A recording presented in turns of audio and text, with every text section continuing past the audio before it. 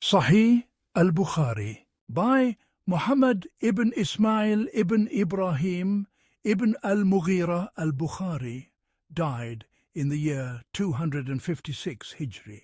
Translation by Muhammad al-Amrani. In the name of God, the most compassionate, the most merciful. Book 1. The Beginning of Revelation. 1. Reported by Umar ibn al-Khattab. I heard the messenger of God say, "Deeds are judged by the intentions that inspire them, and each person shall have only what he intended. Thus, whoever made the emigration seeking some worldly advantage, or to marry a woman, his emigration is for that to which he emigrated." 2. Reported by Aisha, mother of the faithful. Al-Harith ibn Hisham asked the messenger of God, "O messenger of God, how does revelation come to you?" He replied, "At times it comes like the clanging of a bell. This form is the most arduous, and when it departs I have fully grasped what has been conveyed. At other times the angel comes in the form of a man and speaks to me, and I retain what he says." Aisha added, "Indeed I saw the Prophet while revelation descended on a bitterly cold day, and yet beads of sweat fell from his forehead when that state had passed." 3. Reported by Aisha, mother of the faithful.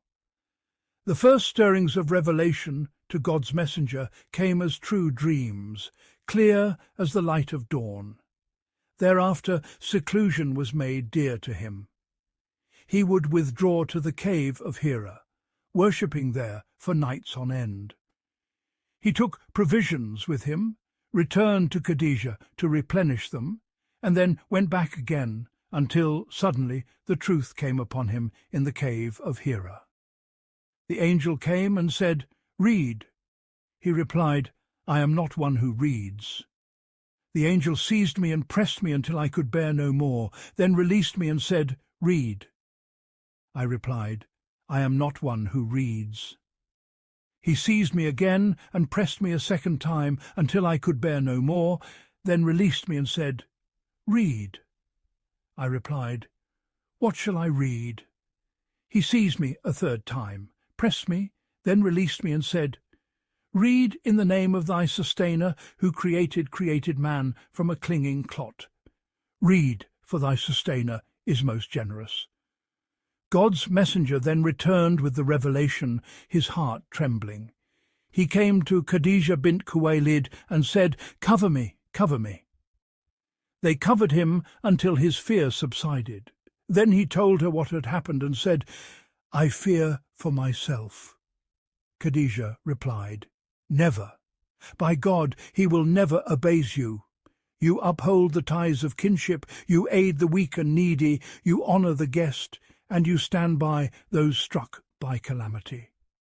Khadijah then took him to her cousin, Waraka ibn Nawfal ibn Asad ibn Abd al-Uzza, who before Islam had embraced Christianity and would write from the Gospel in Hebrew as God willed him to write. He was an old man, blind. Khadijah said, "Cousin, listen to your nephew." Waraka asked, "Nephew, what have you seen?" God's messenger told him what he had seen. Waraka said, "This is the bearer of the divine message, Namus, whom God sent to Moses. Would that I were young and might live to the time when your people will drive you forth." God's messenger asked, "Will they drive me out?" He said, "Yes, no one has ever brought anything like what you have brought without meeting hostility. And if I live to see that day, I shall support you with all my strength." Not long thereafter, Waraka died, and revelation paused for a time. Narrated by Jabir ibn Abgod al-Ansari, speaking of the interval in revelation and reporting the Prophet's own words. As I was walking, I suddenly heard a voice from the sky. I looked up and saw the same angel who had come to me at Hira, seated upon a seat between heaven and earth. Fear seized me. I returned home and said, "Wrap me, wrap me." Then God sent down, "O thou who art wrapped in thy cloak, arise and warn. and magnify thy sustainer, and purify thy garments, and shun all abomination. Thereafter revelation came with force, frequently and in succession. Volume 1, Book 1, Number 4. Narrated Sayyid ibn Jubair. In explanation of God's saying, "Do not move your tongue to hasten it," Qur'an 75:16, Ibn Abbas said, God's apostle would find revelation burdensome, and eager to retain it would move his lips swiftly as it descended. Ibn Abbas then moved his own lips and said, "I am moving them before you as God's apostle used to do." Said likewise moved his lips and said, "I move them as I saw Ibn Abbas move his." Ibn Abbas continued, "Then God revealed, 'Do not move your tongue to hasten it. Surely upon us rests its gathering and its recitation. And when we recite it, follow its recitation. Then, behold, it is for us to make it clear.'" 75:16-19. That is to say, God would cause the prophet to retain in his heart what had been revealed at that moment and to recite it. When we recite it, follow its recitation means listen attentively and be still, and then it is for us to make it clear means we shall cause you to recite it, and its meaning will become manifest upon your tongue. Thereafter, whenever Gabriel came, the apostle would listen to him, and once he departed, the apostle would recite as Gabriel had recited. Volume 1, Book 1, Number 5. Narrated Ibn Abbas. God's apostle was the most generous of humankind, and his generosity reached its zenith in Ramadan, when Gabriel met him nightly to rehearse the Qur'an with him. In those nights the apostle's largesse outstripped even a sweeping, unrestrained wind, ever ready to bring benefit. Volume 1, Book 1, Number 6. Narrated Abdullah ibn Abbas. Abu Sufyan ibn Harb informed me that Heraclius sent for him while he was with a Quraysh caravan engaged in trade in Al-Sham, at a time when the Apostle of God was under truce with the Quraysh. Abu Sufyan and his companions came to Heraclius at Ilya, Jerusalem.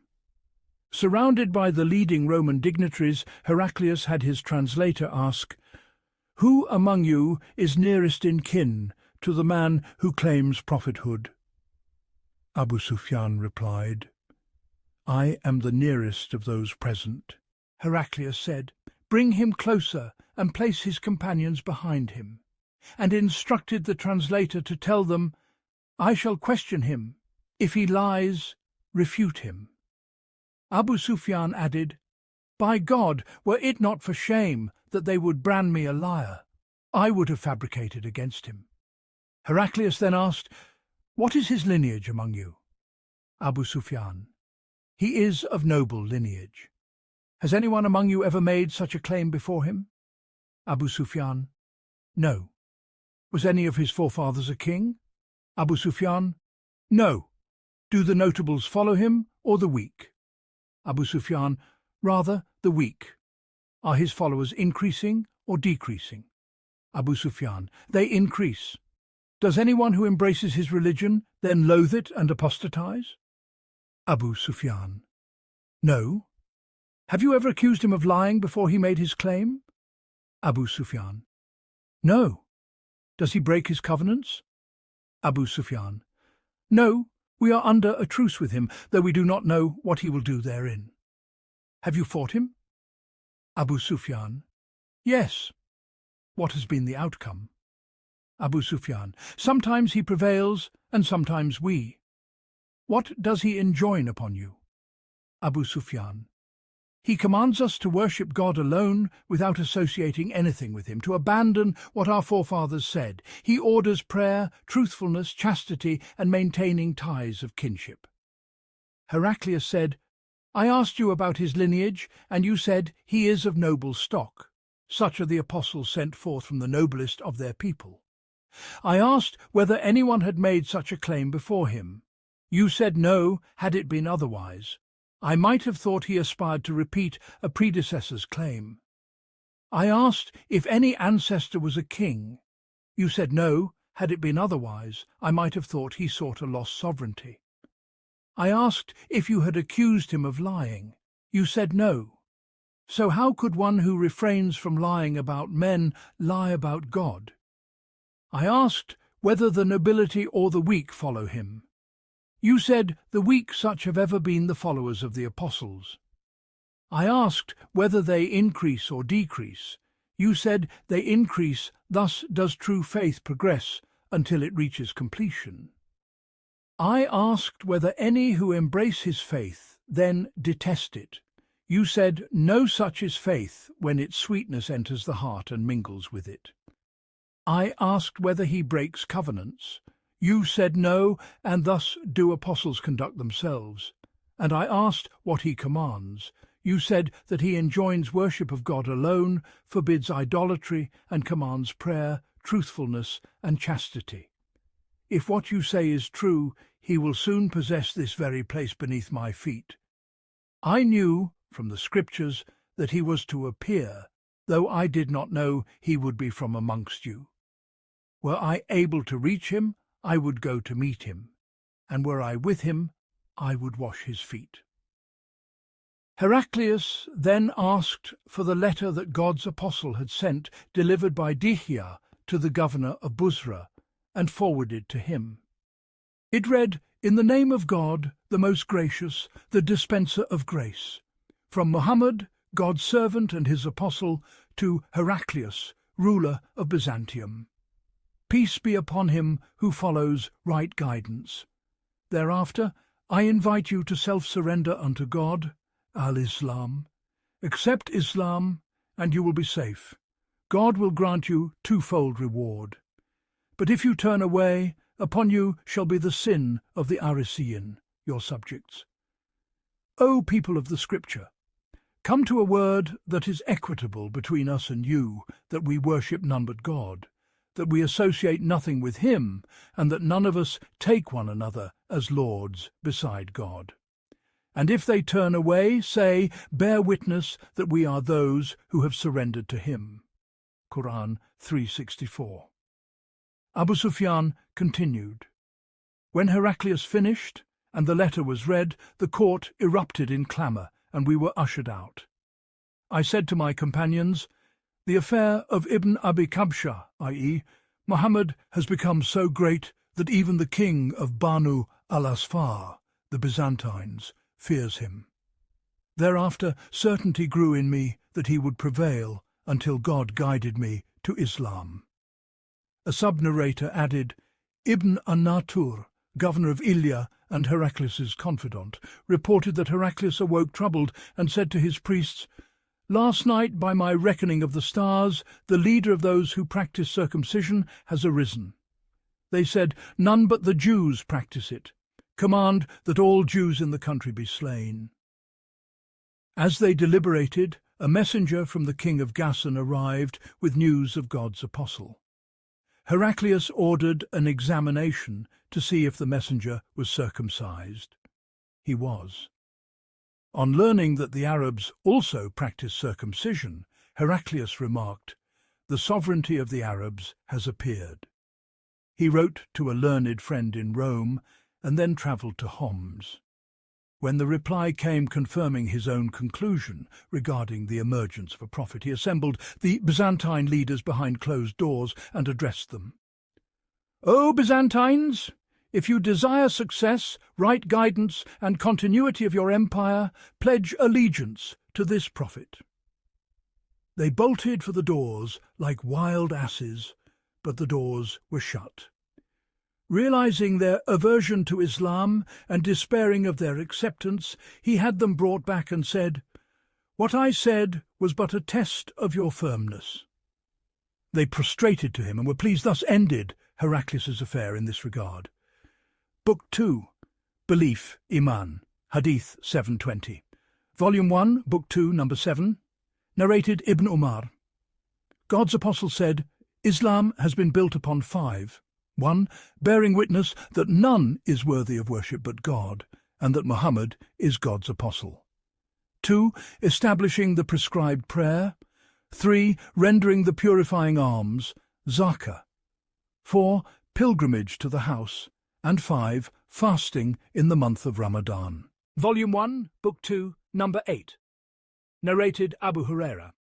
The Prophet said, "Faith comprises more than 60 branches, and modest reserve, haya, encompassing self-respect, bashfulness, and moral scruple, is a branch of faith." Volume 1, Book 2, Number 9. Narrated Abdullah ibn Amr. The Prophet said, "A Muslim is one from whose tongue and hand other Muslims are safe, and the emigrant, muhajir, is he who abandons all that God has forbidden." Volume 1, Book 2, Number 10. Narrated Abu Musa. Asked, "Whose Islam is best?" He replied, "He from whose tongue and hand the Muslims are safe." Volume 1, Book 2, Number 11. Narrated Abdullah ibn Amr. Asked which deeds or qualities are good in Islam, he said, "To feed those in need, and to greet with peace those you know and those you do not." Volume 1, Book 2, Number 12, narrated Anas. The Prophet said, "None of you truly believes until he loves for his brother what he loves for himself." Volume 1, Book 2, Number 13, narrated Abu Huraira. The Prophet said, "By him in whose hand is my life, none of you believes until he loves me more than his father and his children." Volume 1, Book 2, Number 14, narrated Anas. The Prophet said, "None of you believes until he loves me more than his father, his children, and all mankind." Volume 1, Book 2, Number 15, narrated Anas. The Prophet said, "Three qualities, whoever possesses them will taste the sweetness of faith. 1. That God and his apostle are dearer to him than anything else. 2. That he loves a person only for God's sake. And 3. That he would hate to return to unbelief as he would hate to be cast into the fire." Volume 1, Book 2, Number 16, narrated Anas. The Prophet said, "Love of the helpers, Ansar, is a sign of faith. Hatred of the Ansar is a sign of hypocrisy." Volume 1, Book 2, Number 17, narrated Ubadah ibn as-Samit. At the night of the Aqaba pledge, God's apostle said to those around him, "Pledge to me that you will, 1. Not associate anything with God, 2. Not steal, 3. Not commit illicit sexual intercourse, 4. Not kill your children, 5. Not slander the innocent, and 6. Not disobey in what is right. Whoever fulfills this, his reward is with God. Whoever commits any of these, apart from associating partners with God, and is punished in this world, his punishment is an expiation. And whoever commits any of them and God conceals him, his case rests with God. He may forgive him or punish him." Volume 1, Book 2, Number 18. Narrated Abu Sa'id al-Khudri. The Prophet said, "A time will come when the best wealth of a Muslim will be sheep, with which he withdraws to mountain heights and the places of rainfall, fleeing with his religion from tribulations." Volume 1, Book 2, Number 19. Narrated Aisha. Whenever God's apostle commanded the Muslims, he enjoined only what they could bear. They said, "O Apostle of God, we are not like you. God has forgiven your past and future faults." He became displeased, and it showed on his face. Then he said, "I am the most God-conscious among you, and I know God better than you." Volume 1, Book 2, Number 20. Narrated Anas. The Prophet said, "Three qualities, whoever possesses them will taste the delight of faith. 1. That God and his apostle are dearer to him than anything else. 2. That he loves a person only for God's sake. And 3. That he abhors returning to unbelief after God has rescued him from it, as he would abhor being cast into the fire." Book 2, Belief, Iman, Hadith 2135. Volume 1, Book 2, Number 21. Narrated Abu Sa'id al-Khudri. The Prophet said, "When the people of paradise enter paradise, and the people of the fire enter the fire, God will command that those who have faith equal to the weight of a mustard seed be brought out of the fire. They will be taken out charred and then placed in a river of life. The narrator doubted whether it was called Haya, rain, or Hayat, life. Thereupon they will revive as a grain germinates by a flood channel. Do you not see how it emerges yellowish and curved? Volume 1, Book 2, number 22. Narrated Abu Sa'id al-Khudri. The Prophet said, "In a dream I saw people wearing shirts, some reaching only to their chests, and some even shorter, while Umar ibn al-Khattab wore a shirt trailing along the ground. They asked, 'How did you interpret it, O Apostle of God?' He said, 'It signifies religion.'" Volume 1, Book 2, number 23. Narrated Abdullah ibn Umar. The Prophet passed by an Ansari who was admonishing his brother regarding modest reserve, Haya. He said, "Leave him, Haya is a part of faith." Volume 1, Book 2, number 24. Narrated Ibn Umar. God's apostle said, "I have been commanded to contend with people until they bear witness that there's no deity save God, and that Muhammad is God's apostle, establish the prayer and render the purifying alms. If they do so, their lives and property are inviolable to me, save by right of law, and their reckoning is with God." Volume 1, Book 2, number 25. Narrated Abu Hurairah. Asked, "What deed is best?" He replied, "To believe in God and his apostle." Asked, "What next?" He said, "Striving in God's cause, jihad." Asked, "What next?" He said, "A pilgrimage to the house that is accepted, Hajj Mabrur, performed solely for God, free of sin and in accord with prophetic practice." Volume 1, Book 2, number 26. Narrated. Sad. While the Prophet was distributing alms, he left out a man whom I regarded as the best among them. I said, "O Apostle of God, why did you leave out so-and-so? By God, I consider him a faithful believer." He said, "Or merely a Muslim." I repeated my question, and he again said, "Or merely a Muslim." Then he said, "O Sad, I give to a man while another is dearer to me, for fear that he might be hurled on his face into the fire." Volume 1, Book 2, number 27. Narrated Abdullah ibn Amr. Asked, "What deeds or qualities are good in Islam?" He said, "To feed those in need, and to greet with peace those you know and those you do not." Volume 1, Book 2, number 28. Narrated Ibn Abbas. The Prophet said, "I was shown the fire, and most of its dwellers were women ungrateful. They asked, 'Do they disbelieve in God?' He said, 'They are ungrateful toward their husbands, and ungrateful for beneficence. Were you to treat one of them well for a lifetime, then she saw something in you she disliked, she would say, 'I have never received any good from you.'" Volume 1, Book 2, number 29. Narrated Al-Marur. At Arabada I met Abu Dar wearing a cloak, and his servant wore a similar one. He said, "I insulted a man by reviling his mother.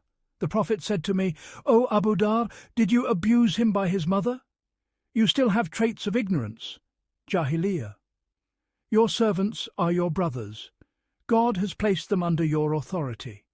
So let whoever has a brother under his hand feed him from what he eats and clothe him as he clothes himself. Do not burden them beyond their capacity, and if you do, then assist them." Volume 1, Book 2, number 30. Narrated Al-Ahnaf ibn Qais.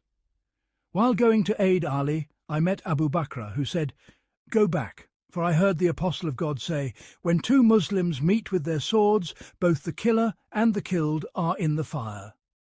I said, "O Apostle of God, that is for the killer, but what of the one killed?" He said, "He intended to kill his companion." Volume 1, Book 2, number 31. Narrated Abdullah. When the verse was revealed, "Those who believe and do not confound their faith with wrongdoing," Zulm 683, the companions said, "Which of us has not wronged himself?" Then God revealed, "Behold, associating others with God Shirk is indeed a tremendous wrongdoing, 31:13, i.e. the zulm intended is shirk. Volume 1, Book 2, number 32. Narrated Abu Hurairah. The signs of a hypocrite are three. When he speaks, he lies. When he promises, he breaks it. And when he is entrusted, he betrays.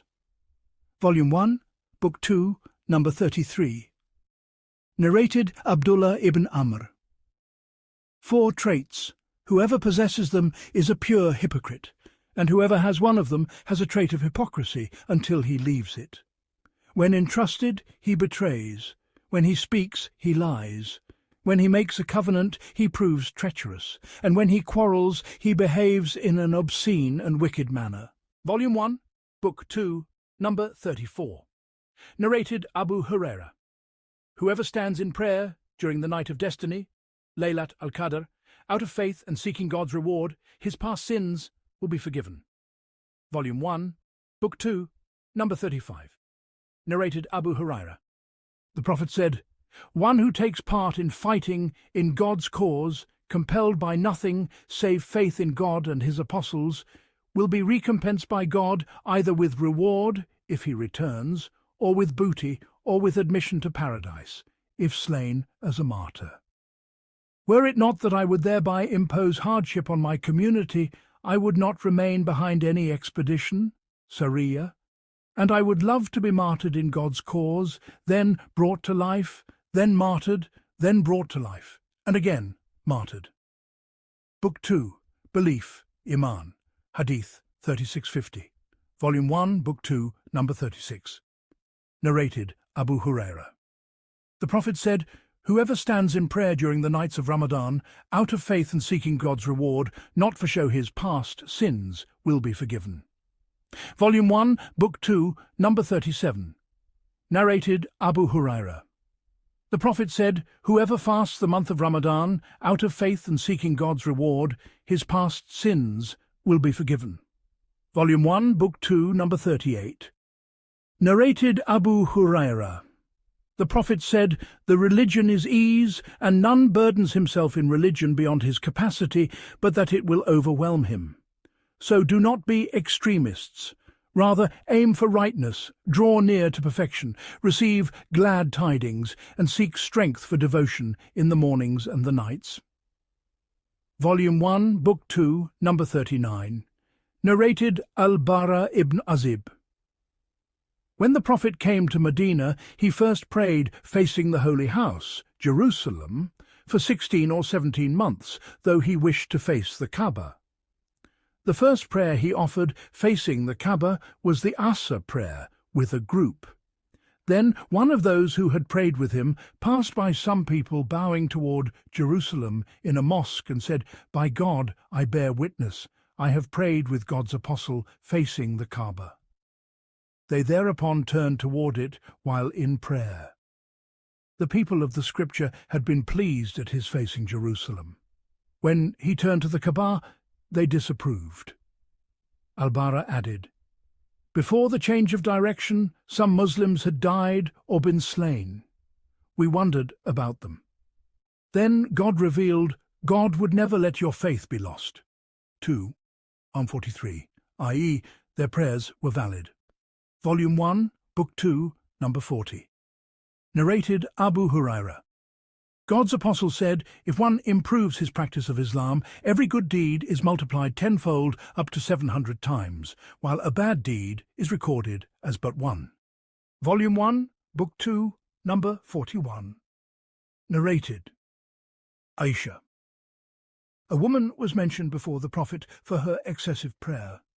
He said disapprovingly, "Do what you can sustain, for God does not weary of granting reward, but you will weary, and the most beloved deeds to God are those done regularly, even if small."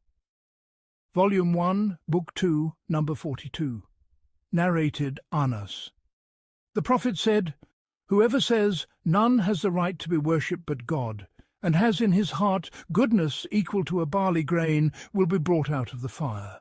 And whoever says it with goodness equal to a wheat grain will be brought out. And whoever says it with goodness equal to an atom will be brought out." Volume 1, Book 2, number 43. Narrated Umar ibn al-Khattab. A Jew said, "O Commander of the Believers, there is a verse in your book, were it revealed to us, we would have taken that day as a festival." He asked, "Which verse?" He said, "Today I have perfected your religion for you, completed my favour upon you, and chosen for you Islam as religion." 5:3. Umar said, "We know the day and place of its revelation to the Prophet. It was on a Friday, while he stood at Arafah." Volume 1, Book 2, number 44. Narrated Talha ibn Ubaydullah. A man from Najd, with dishevelled hair, came and asked. His voice was loud, yet we could not grasp his words until he drew near about Islam. The Prophet said, 5 prayers in the day and night. He asked, "Is there more?" He said, "No, unless you volunteer." He said, "Fasting in Ramadan." "More?" He said, "No, unless you volunteer." He said, "The obligatory alms." "More?" He said, "No, unless you give freely." The man withdrew, saying, "By God, I will do no less and no more." The Prophet said, "If he is truthful, he will prosper." Volume 1, Book 2, number 45. Narrated Abu Hurairah. The Prophet said, "Whoever follows the funeral of a Muslim out of faith and seeking reward, and remains until the prayer is offered and the burial completed, returns with 2 qirats of reward, each qirat like the mountain Uhud. Whoever prays the funeral and returns before the burial returns with 1 qirat." Volume 1, Book 2, number 46. Narrated Abdullah. The Prophet said, "Reviling a Muslim is wickedness, fusuk, and killing him is disbelief, kufr." And narrated Ubadah ibn as-Samit. The Prophet came out to inform us of the night of destiny, Laylat al-Qadr. But 2 men quarrelled, and it was lifted from his memory. Perhaps that is better for you. Seek it in the 7th, 9th, and 5th nights among the last 10 nights of Ramadan. Volume 1, Book 2, number 47. Narrated Abu Hurairah. While the Prophet sat among people, Gabriel came and asked, "What is faith?" He said, "To believe in God, his angels, meeting him, his apostles, and the resurrection." He asked, "What is Islam?" He said, "To worship God alone, establish prayer, give the obligatory alms, and fast Ramadan."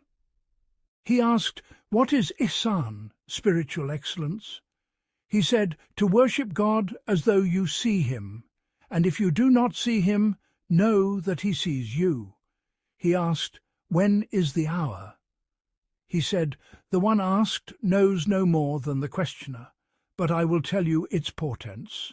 When a slave girl gives birth to her master, and when the herdsmen of black camels vie in erecting tall buildings, and the hour is among 5 things known to none but God." Then he recited, "Verily, with God alone rests knowledge of the hour." 31:34. The man left.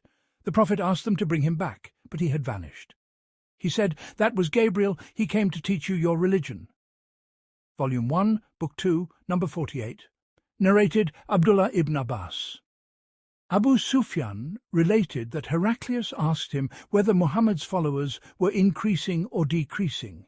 He said, "Increasing." Heraclius said, "Such is true faith until it is complete." He asked whether anyone, after embracing his religion, became displeased and discarded it. He said, "No." Heraclius said, "That is faith when its sweetness enters hearts. No one detests it." Volume 1, Book 2, number 49. Narrated an-Nu'man ibn Bashir. I heard the Prophet say, "The lawful and the unlawful are clear, and between them lie doubtful matters unknown to many. Whoever avoids the doubtful safeguards his religion and honour, and whoever falls into the doubtful falls into the unlawful like a shepherd grazing near a king's private pasture, ever liable to stray into it. Truly, in the body there is a morsel of flesh. If it is sound, the whole body is sound, and if it is corrupt, the whole body is corrupt. Behold, it is the heart. Volume 1, Book 2, number 50. Narrated Abu Jamra. I sat with Ibn Abbas, who kept me close and had me stay with him for 2 months. He said, when the delegation of Abd al-Qais came, the Prophet said, "Welcome, O people, no disgrace and no regret." They said, "Between us and you lies the pagan tribe of Mudar. We can reach you only in the sacred months. So command us in matters we may convey to those we left behind, by which we may enter paradise." He commanded them with 4 and forbade them 4. He commanded them to believe in God alone. Do you know what that means? They said, God and his apostle know best. He said, to bear witness that none has the right to be worshipped but God, and that Muhammad is his apostle, to establish the prayer, to give the obligatory alms, to fast Ramadan, and to give the 5th al-Khumus of spoils in God's cause. And he forbade them 4, drinking from a dubba, al-Hantam, an-Nakir, and al-Muzafat, vessels used for fermenting intoxicants. He mentioned the containers, but intended the drink itself. Then he said, memorize this and convey it to those you left behind. Book 2, Belief, Iman, Hadith 51 to 55. Volume 1, Book 2, number 51. Narrated Umar ibn al-Khattab. I heard God's apostle say, deeds are but by intentions, and every person shall have only what he intended.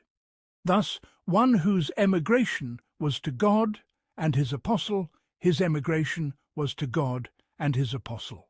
While one whose emigration was for worldly gain, or to marry a woman, his emigration was to that for which he emigrated. Volume 1, Book 2, number 52. Narrated Abu Masud. The Prophet said, if a man spends upon his family seeking God's pleasure, it is for him a charity. Volume 1, Book 2, number 53. Narrated Sa'd ibn Abi Waqqas. The Prophet said, you will be rewarded for whatever you spend, seeking God's face, even the morsel you place in your wife's mouth. Volume 1, Book 2, number 54. Narrated Jarir ibn Abdullah. I pledged allegiance to God's apostle to establish the prayer, pay the alms, and be sincere to every Muslim. Volume 1, Book 2, number 55. Narrated Ziyad ibn Ilaqa.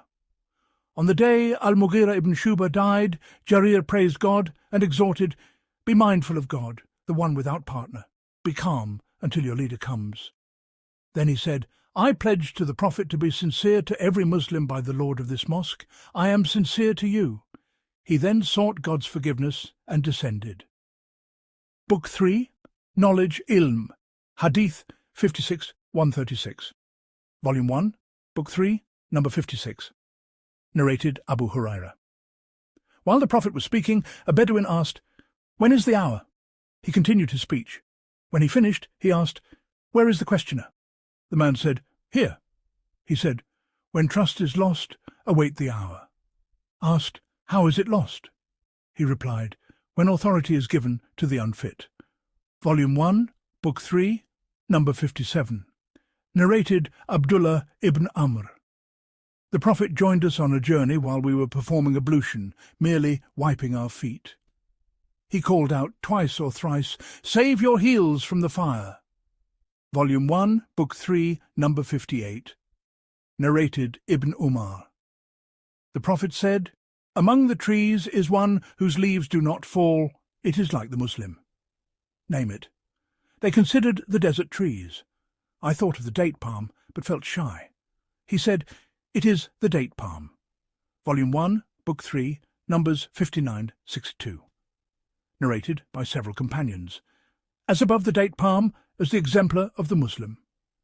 Volume 1, Book 3, number 63. Narrated Anas ibn Malik. A man rode his camel to the mosque and asked, who among you is Muhammad?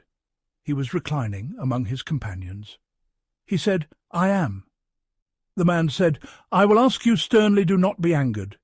Has God sent you to all humankind? He said, by God, yes. He asked about 5 daily prayers, fasting Ramadan, and alms each time the Prophet said, "Yes," adding, "unless you volunteer more." The man said, "I believe what you brought. I am Dimam ibn Thalaba of Banu Sad." Volume 1, Book 3, number 64. Narrated Abdullah ibn Abbas. The Prophet sent a letter to the governor of Bahrain, who forwarded it to Chosroes. He read it and tore it up. Ibn al-Musayyab said, "The apostle invoked, 'May God tear their dominion apart and scatter them utterly.'" Volume 1, Book 3, number 65. Narrated Anas ibn Malik. When told that rulers would not read letters unsealed, the Prophet had a silver ring made engraved, "Muhammad, Apostle of God." I can still see its white gleam in his hand. Volume 1, Book 3, number 66. Narrated Abu Waqid al-Laythi. 3 men came while the Prophet was in the mosque. One found a place within the circle and sat. The second sat behind. The third turned away. Afterward he said, "One sought refuge with God, and God gave him refuge. One was shy, so God was shy with him. One turned away, so God turned away from him." Volume 1, Book 3, number 67. Narrated Abu Bakr from his father. On the day of sacrifice, the Prophet said, "What day is this? What month is this?" After they replied, he said, "Your blood, your property, and your honor are inviolable to one another, like the sanctity of this day, in this month, in this town. Let those present convey it to those absent. Perhaps the one informed will grasp more than the one hearing." Volume 1, Book 3, number 68. Narrated Ibn Masud. The Prophet chose suitable times to preach, lest we become weary. Volume 1, Book 3, number 69. Narrated Anas. Make things easy, do not make them difficult. Give glad tidings, and do not drive people away. Volume 1, Book 3, number 70. Narrated Abu Wa'il. Abdullah taught us every Thursday. When asked to do so daily, he said, "I avoid tiring you." The Prophet did likewise out of concern for us. Volume 1, Book 3, number 71, narrated Muawiyah. The Prophet said, "When God intends good for someone, he grants him understanding of the religion. I am but a distributor, the gift is from God. A group of this community will adhere to the truth unharmed by those who oppose them until God's command arrives." Volume 1, Book 3, number 72. Narrated Ibn Umar. As in the earlier report, the date palm resembles the Muslim. Volume 1, Book 3, number 73, narrated Abdullah ibn Masud. No envy except in 2. A man whom God grants wealth which he spends righteously, and a man whom God grants wisdom, the Qur'an, which he acts upon and teaches. Volume 1, Book 3, number 74, narrated Ibn Abbas. Differing about Moses' companion, Ubay ibn Ka'b said, the Prophet related that when Moses was asked who was most learned, he said, "I am." God reproved him and directed him to al-Khadir, our servant more learned in what God had taught him. The sign was the fish. When lost, Moses retraced his steps and found al-Khadir. The rest is as in the Qur'an, 1860-82. Volume 1, Book 3, number 75. Narrated Ibn Abbas. The Prophet embraced me and prayed, "O God, grant him knowledge of the book." Volume 1, Book 3, number 76. Narrated Ibn Abbas. I had reached puberty and rode a she-ass to Mina, where the Prophet prayed without a screen. I passed in front of part of the row, loosed the animal, and joined the line. No one objected. Volume 1, Book 3, number 77. Narrated Mahmud ibn Rabi'a. As a boy of 5, I remember the Prophet taking water in his mouth from a bucket and spouting it on my face, playfully. Volume 1, Book 3, number 78. Narrated Ibn Abbas. As in the early report, Moses and al-Khadir, the sign of the fish. The story is set forth in the Qur'an, 1860-82.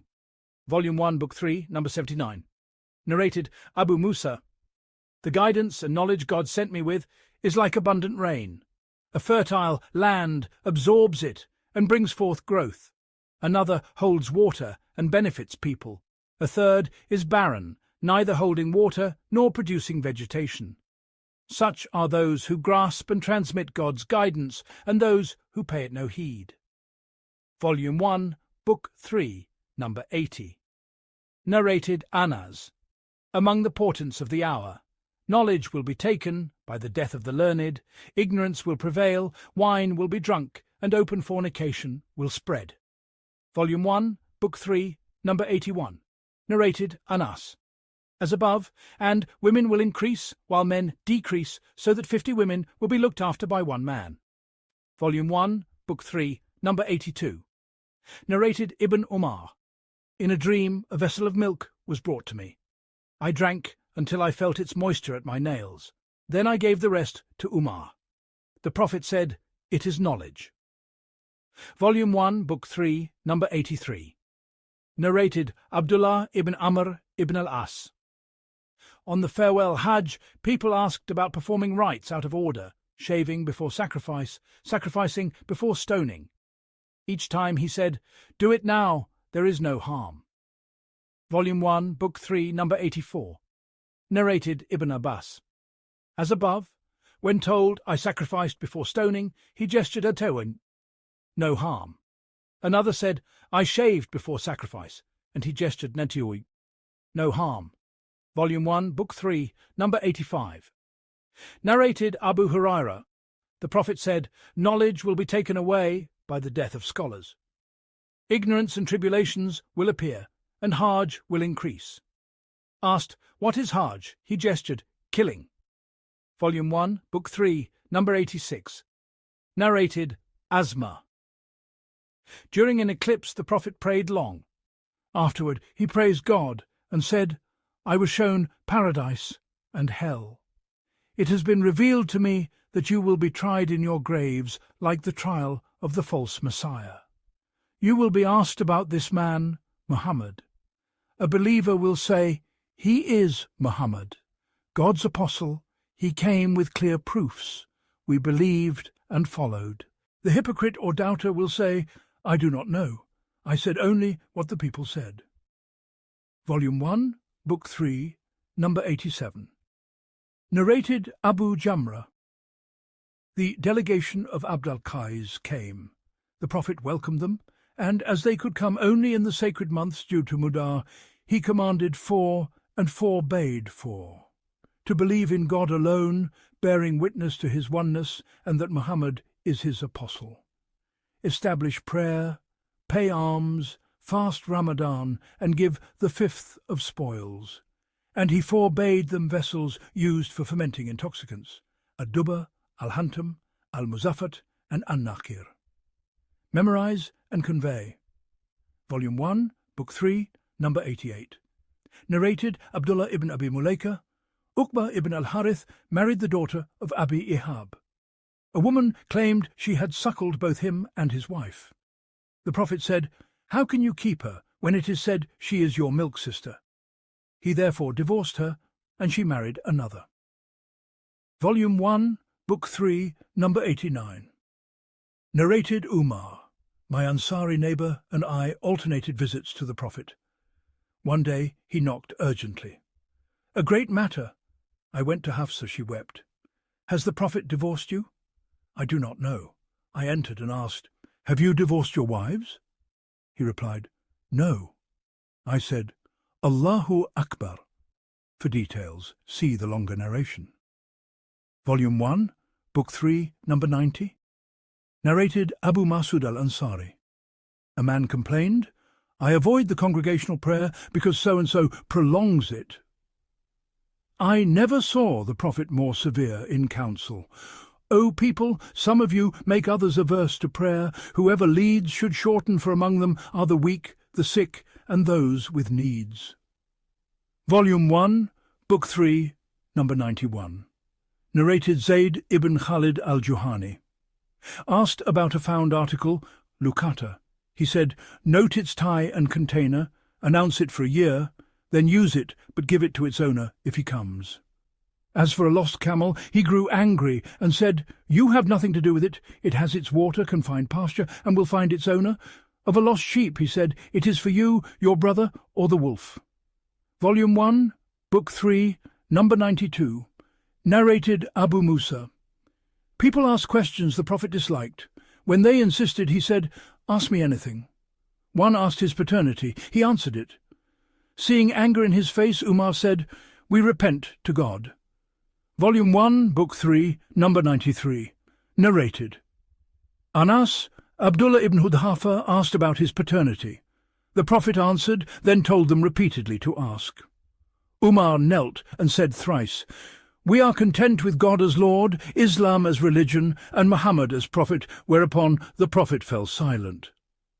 Volume 1, Book 3, Numbers 94-95. Narrated Anas. When seeking entry, he would greet and knock thrice, and when speaking, he would repeat a phrase thrice, so it could be understood. Volume 1, Book 3, number 96. Narrated Abdullah ibn Amr. On a journey, he found us wiping our feet lightly. He called out twice or thrice, "Save your heels from the fire." Volume 1, Book 3, number 97. Narrated Abu Burda, from his father. 3 have a double reward: a person of the scripture who believes in his own prophet and then in Muhammad, a slave who fulfills his duties to God and his master, and a man who educates his bondwoman well, then frees and marries her. Volume 1, Book 3, number 97G. Narrated Ibn Abbas. The Prophet came out with Bilal. He addressed the women, exhorting charity. They gave earrings and rings, and Bilal gathered them in his garment's corner. Volume 1, Book 3, number 98. Narrated Abu Huraira.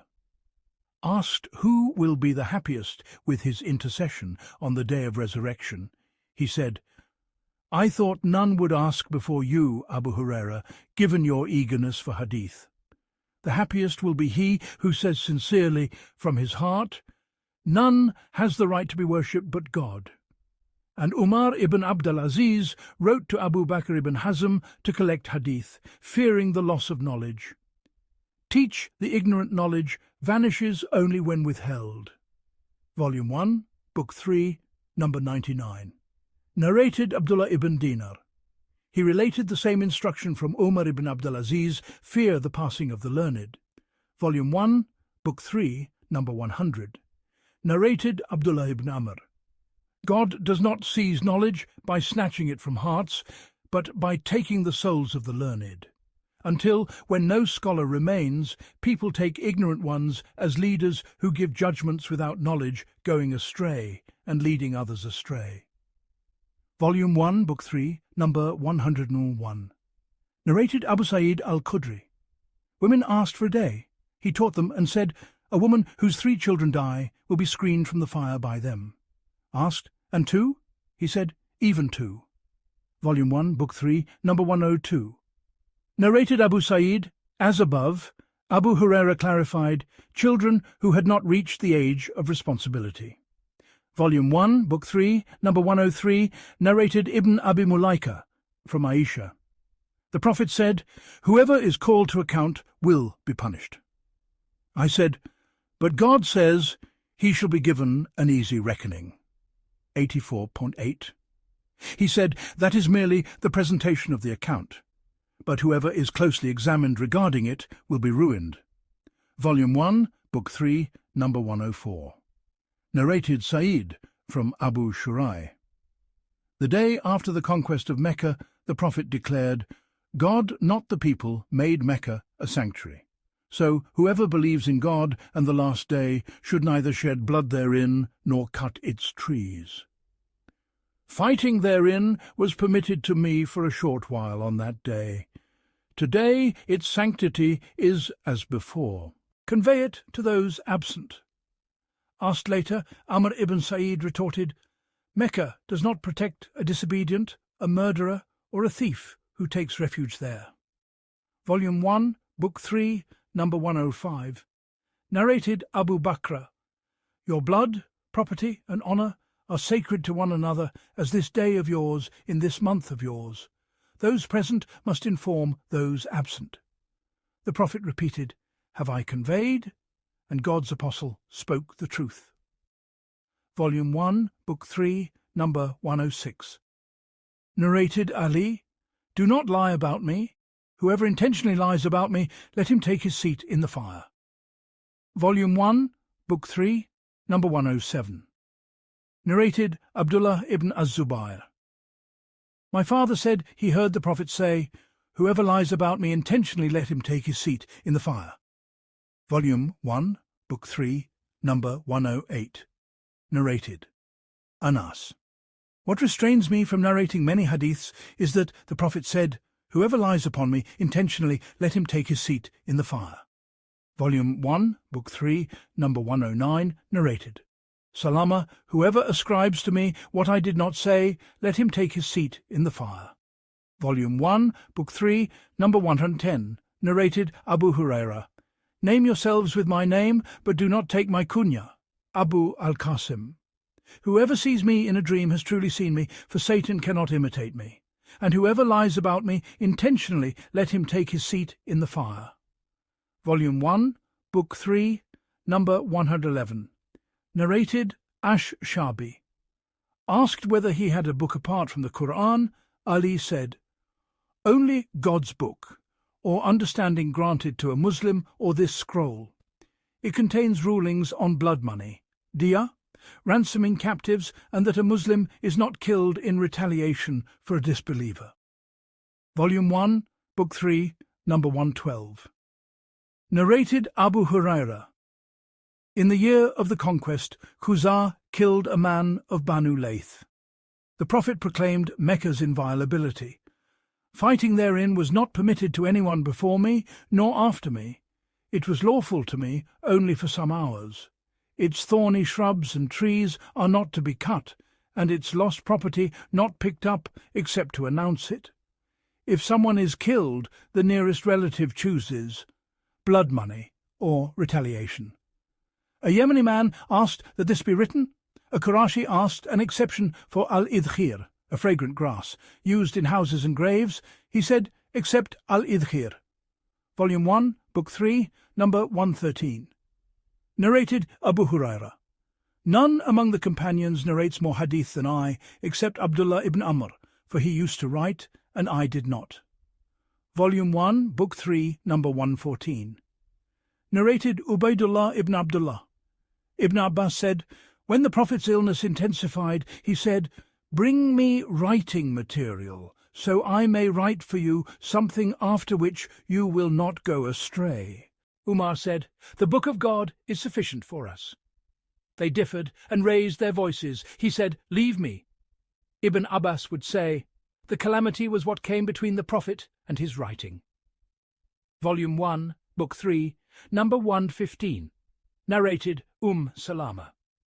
One night he rose and said, glory be to God. How many tribulations have descended tonight, how many treasures unveiled. Awaken the dwellers of these apartments, his wives, to pray how many a one well clad in this world will be naked in the hereafter. Volume 1, Book 3, number 116. Narrated Abdullah ibn Umar. Near the end of his life, after the Isha prayer, he said, do you know what night this is? None of those living on earth tonight will be alive at the end of 100 years.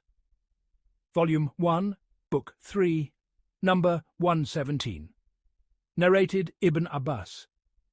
I spent the night with my aunt Maimuna. The Prophet prayed Isha, came home, prayed 4 rakahs, slept, then rose and asked if the boy had slept.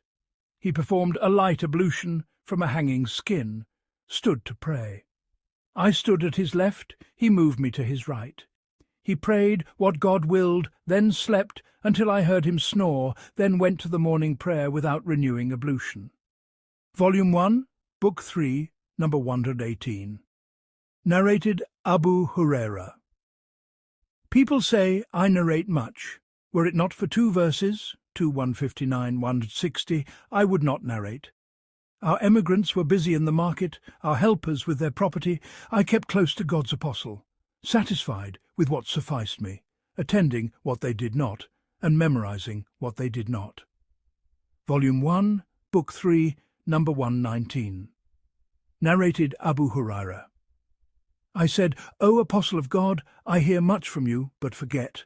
He said, "Spread your cloak." He scooped with his hands, as if filling them, and poured into it, then said, "Wrap it around you." I did, and thereafter forgot nothing. Volume 1, Book 3, number 120. Narrated Ibrahim ibn al-Mundhir. He added, "The Prophet made a motion as though filling with something, then poured it into Abu Hurairah's garment." Volume 1, Book 3, number 121. Narrated Abu Hurairah. I memorized 2 receptacles of knowledge from God's apostle. One I disseminated. As for the other, were I to disseminate it, my throat would be cut. Volume 1, Book 3, number 122. Narrated Jarir. At the farewell pilgrimage, he said, "Let the people be silent. Then, do not revert after me to disbelief, striking one another's necks."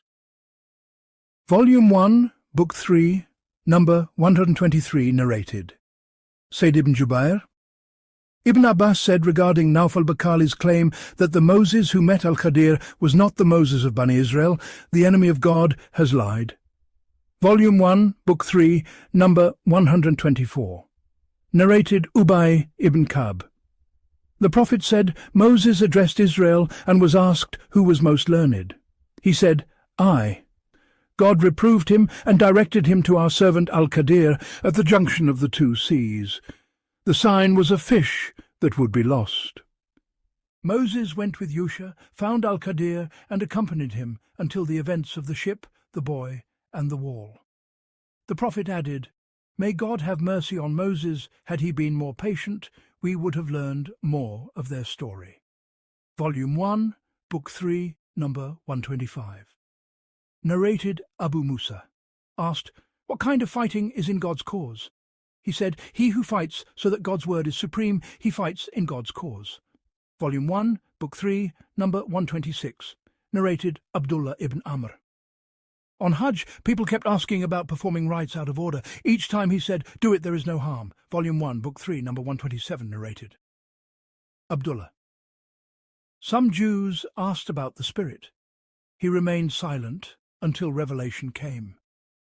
They ask you concerning the Spirit, say, "The Spirit is at my Lord's command, and of knowledge you have been given but little." 1785. Volume 1, Book 3, number 128. Narrated Al-Aswad. Aisha said, "Had your people not been so close to the pre-Islamic period, I would have dismantled the Kaaba and rebuilt it on Ibrahim's foundations, making 2 doors, one for entry, one for exit." Later, Ibn az-Zubayr did so. Volume 1, Book 3, number 129. Narrated Abu at-Tufail. Refers to the foregoing statement of Ali regarding what was in the scroll. Volume 1, Book 3, number 130. Narrated Anas. Riding with Mu'adh, the Prophet said, "O Mu'adh, whoever sincerely testifies that none has the right to be worshipped but God, and that Muhammad is his apostle, God will save him from the fire." Mu'adh asked to inform the people. He said they will rely solely on it. Mu'adh narrated it before his death, fearing to conceal knowledge. Volume 1, Book 3, number 131. Narrated Anas. The Prophet said to Mu'adh, "Whoever meets God without associating anything with him will enter paradise." He said, "Shall I not inform the people?" He replied, "No, I fear they may depend upon it." Volume 1, Book 3, number 132. Narrated Salama. Sulaim said, "God is not shy of the truth. Must a woman bathe after a wet dream?" He said, "Yes, if she sees discharge." She asked, "Do women have such discharge?" He said, "Yes, hence the resemblance of the child to the mother." Volume 1, Book 3, number 133. Narrated Abdullah ibn Umar, as in the earlier date palm report. Later, I told my father I had thought of it. He said he would have preferred my saying it to anything else he possessed. Volume 1, Book 3, number 134, narrated Ali. I was troubled by frequent preseminal discharge. Mahdi. I asked al-Miqdad to inquire. He said, "Perform ablution." Volume 1, Book 3, number 135. Narrated Nafi. Asked about the places for entering Ihram, the Prophet said, "The people of Medina from Dhul Hulayfa, the people of Syria from Al-Jufa, the people of Najd from Khan." Ibn Umar added, "People consider that he also said, the people of Yemen from Yalamlam, though he was unsure of this last." Volume 1, Book 3, number 136. Narrated Ibn Umar. Asked what a pilgrim in Ihram may wear, he said, "Not a shirt, turban, trousers, hooded cloak, or scented garment, with saffron or wars. If he has no sandals, he may wear leather socks, but cut below the ankles." Book 4, Ablutions, Wudu, Hadith 137-183, Volume 1, Book 4, number 137. Narrated Abu Hurairah. The prayer of one who is in a state of minor impurity, hadath, is not accepted until he performs ablution. Asked what hadath is, he said, passing wind. Volume 1, Book 4, number 138. Narrated Nuaym al-Mujmir. Abu Hurairah said, "I heard the Prophet say, 'On the day of resurrection, my community will be called al-Ghurr al-Muhajjalun, from the traces of ablution. Whoever can extend his radiance, let him do so.'" Volume 1, Book 4, number 139. Narrated Abbas ibn Tamim. His uncle asked about a man who imagines he passed wind during prayer. He said he should not leave until he hears a sound or perceives an odour. Volume 1, Book 4, number 140. Narrated Quraib. Ibn Abbas said, "The Prophet slept until he snored, then arose and prayed, then went to the mosque without renewing ablution." Some said, "The eyes sleep, but the heart does not, and the dreams of prophets are revelation." 37-102. Volume 1, Book 4, number 141. Narrated Usama ibn Zayd. Departing Arafat, he dismounted at a mountain pass, relieved himself, and performed an incomplete ablution. I said, "Prayer now?" He said, "The prayer is ahead then, at Muzdalifah." He made a complete ablution and prayed Maghrib, then Isha, with no prayer between them. Volume 1, Book 4, number 142. Narrated Atta ibn Yasar. Ibn Abbas demonstrated ablution with cupped handfuls, rinsed mouth and nose together, washed face, right and left forearms, wiped head, then washed right and left foot, saying, "I saw the Apostle of God ablute thus." Volume 1, Book 4, number 143. Narrated Ibn Abbas. The Prophet said, when one approaches his wife, he should say, "In the name of God, O God, keep Satan away from us and from what you grant us." If a child is decreed, Satan will not harm it. Volume 1, Book 4, number 144. Narrated Anas. When entering the privy, he would say, "O God, I seek refuge in you from filth and foul beings." Al-Khubthi wal-Khabaith. Volume 1, Book 4, number 145. Narrated Ibn Abbas. I placed water for his ablution. He asked who placed it, and upon being told, prayed, "O God, grant him knowledge in the religion." Volume 1, Book 4, number 146. Narrated Abu Ayyub. When going to relieve himself in an open area, do not face or turn your back to the Qibla, face east or west. Volume 1, Book 4, number 147. Narrated Abdullah ibn Umar. People say not to face the Qibla or Jerusalem when relieving oneself. Yet I once saw the Prophet facing Jerusalem, seated on 2 bricks with a screen before him. Volume 1, Book 4, number 148. Narrated Aisha. The Prophet's wives used to go at night to al-Manasi to relieve themselves. Umar urged that they be veiled. One night he recognized Sauda. She was tall, and spoke to her then. God revealed the verses of hijab. Volume 1, Book 4, number 149. Narrated Aisha. He said to his wives, "You are permitted to go out to attend to your needs." Volume 1, Book 4, number 150. Narrated Abdullah ibn Umar. From Hafsa's roof I saw the Prophet relieving himself, facing Sham with his back toward the Qibla. Volume 1, Book 4, number 151. Narrated Abdullah ibn Umar. Once I saw him seated on 2 bricks facing Jerusalem. Volume 1, Book 4, number 152. Narrated Anas. Whenever he went to relieve himself, a boy and I would carry a small vessel of water for cleansing. Volume 1, Book 4, number 153. Narrated Anas. As above, carrying water for his cleansing. Volume 1, Book 4, number 154. Narrated Anas. We would carry a vessel of water and a short spear, anza, for him. Volume 1, Book 4, number 155. Narrated Abu Qatada. When drinking, do not breathe into the vessel, and when at the lavatory, neither touch the penis with the right hand, nor cleanse with it. Volume 1, Book 4, number 156. Narrated Abu Qatada. He said, do not hold the penis or cleanse with the right hand, and do not breathe into the drinking vessel. Volume 1, Book 4, number 157. Narrated Abu Hurairah. He asked me to bring stones for cleansing, forbidding bone or dung. I brought stones in my garment, he used them. Volume 1, Book 4, number 158. Narrated Abdullah. I brought 2 stones and a piece of dried dung. He took the 2 stones and discarded the dung. It is impure. Volume 1, Book 4, number 159. Narrated Ibn Abbas. He performed ablution washing each part once. Volume 1, Book 4, number 160. Narrated Abdullah ibn Zayd. He performed ablution washing each part twice.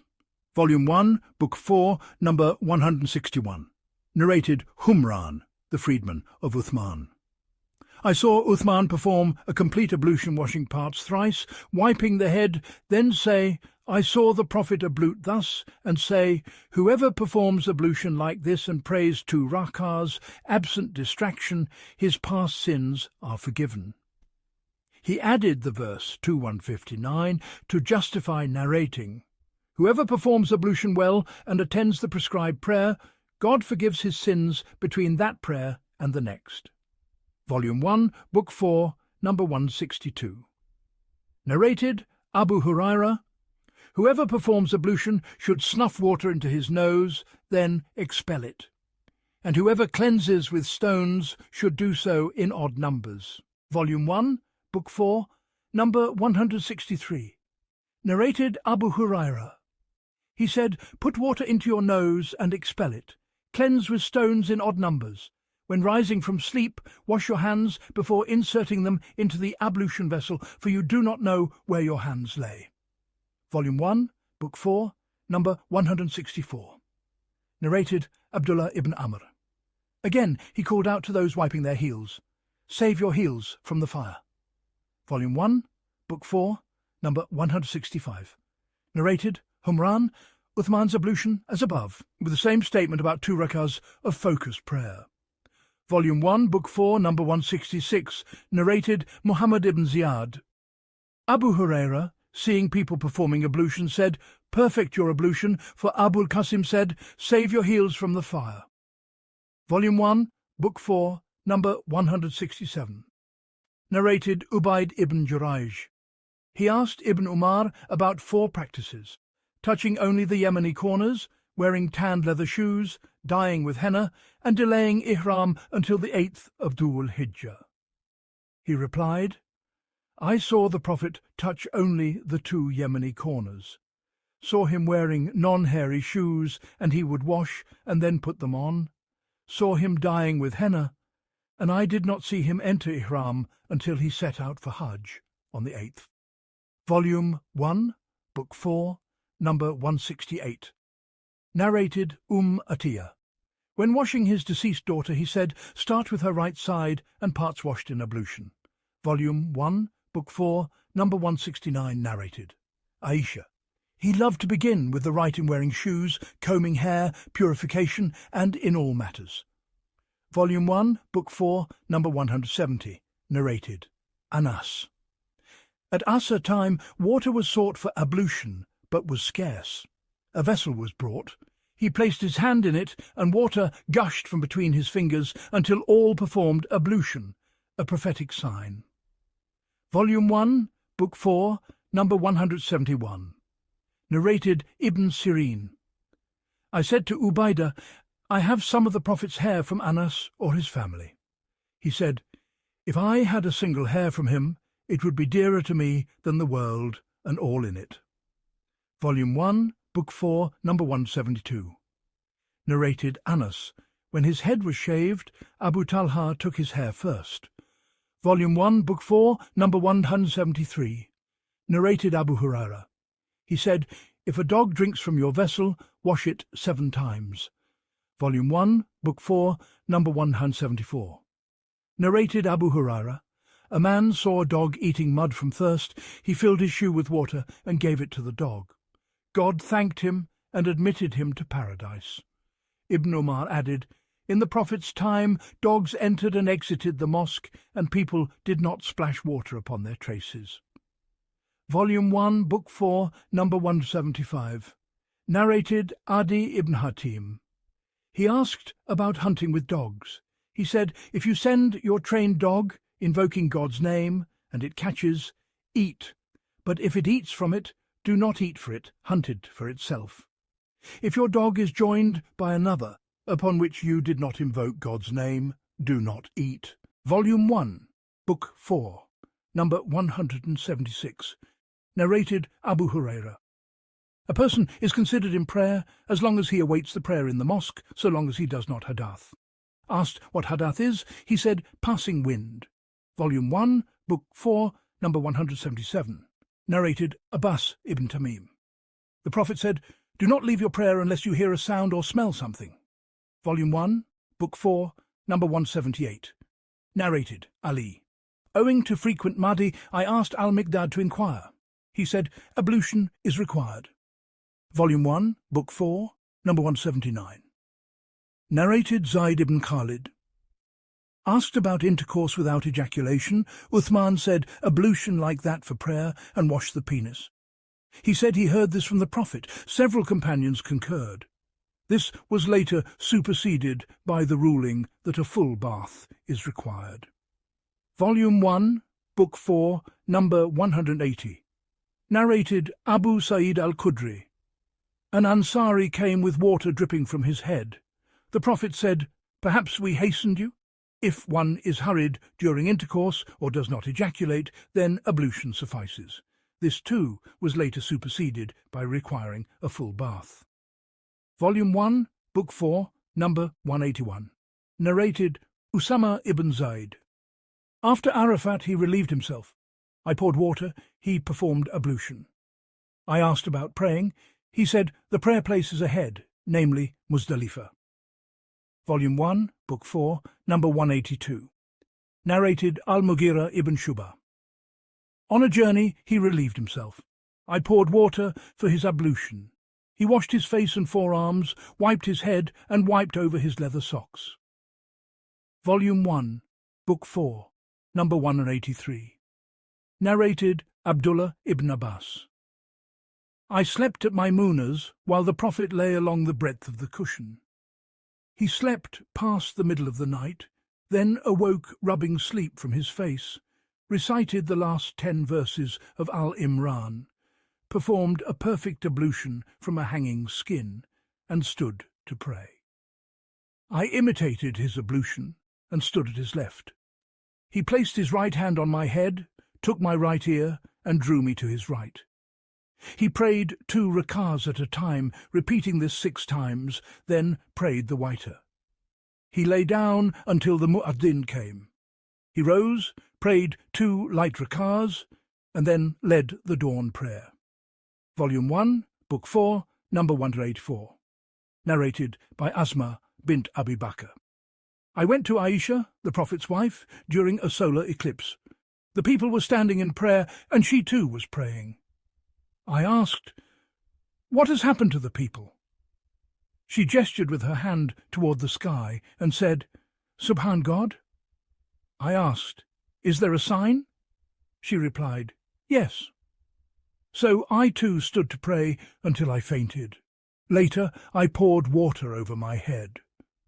After the prayer, the messenger of God praised and glorified the One and said, "Just now I have been shown something from this very place of mine, which I had never seen before paradise and hell. It has been inspired to me that you will be tried in your graves with a trial like that of the false Messiah, al-Dajjal, or close to it. The sub-narrator was unsure of Asma's exact wording. Angels will come to each one of you and ask, "What do you know about this man?" The believer will say, "He is Muhammad, the messenger of God. He came to us with manifest truth and guidance. We accepted his teaching, believed and followed him." Then the angels will say, "Repose in peace," for they know him to be a believer. As for the hypocrite or the doubter, he will say, "I do not know. I only repeated what people were saying." Volume 1, Book 4, number 185. Narrated by Yahya al-Mazini. Someone asked Abdullah ibn Zayd, grandfather of Amr ibn Yahya, "Can you show me how God's messenger used to perform ablution?" He agreed, asked for water, and poured it over his hands, washing them twice. Then he rinsed his mouth 3 times and cleaned his nose by taking water into it and blowing it out 3 times. He washed his face 3 times, then his forearms up to the elbows twice. Then, with wet hands, he passed them over his head from front to back and back to front, beginning at the front, moving to the nape and returning to where he started, then washed his feet up to the ankles. Volume 1, Book 4, number 186, narrated by Amr. My father saw Amr ibn Abi Hassan asking Abdullah ibn Zayd about the Prophet's ablution. Abdullah asked for a clay vessel of water and performed ablution in front of them as the Prophet had done. He poured water from the vessel over his hand and washed his hands 3 times.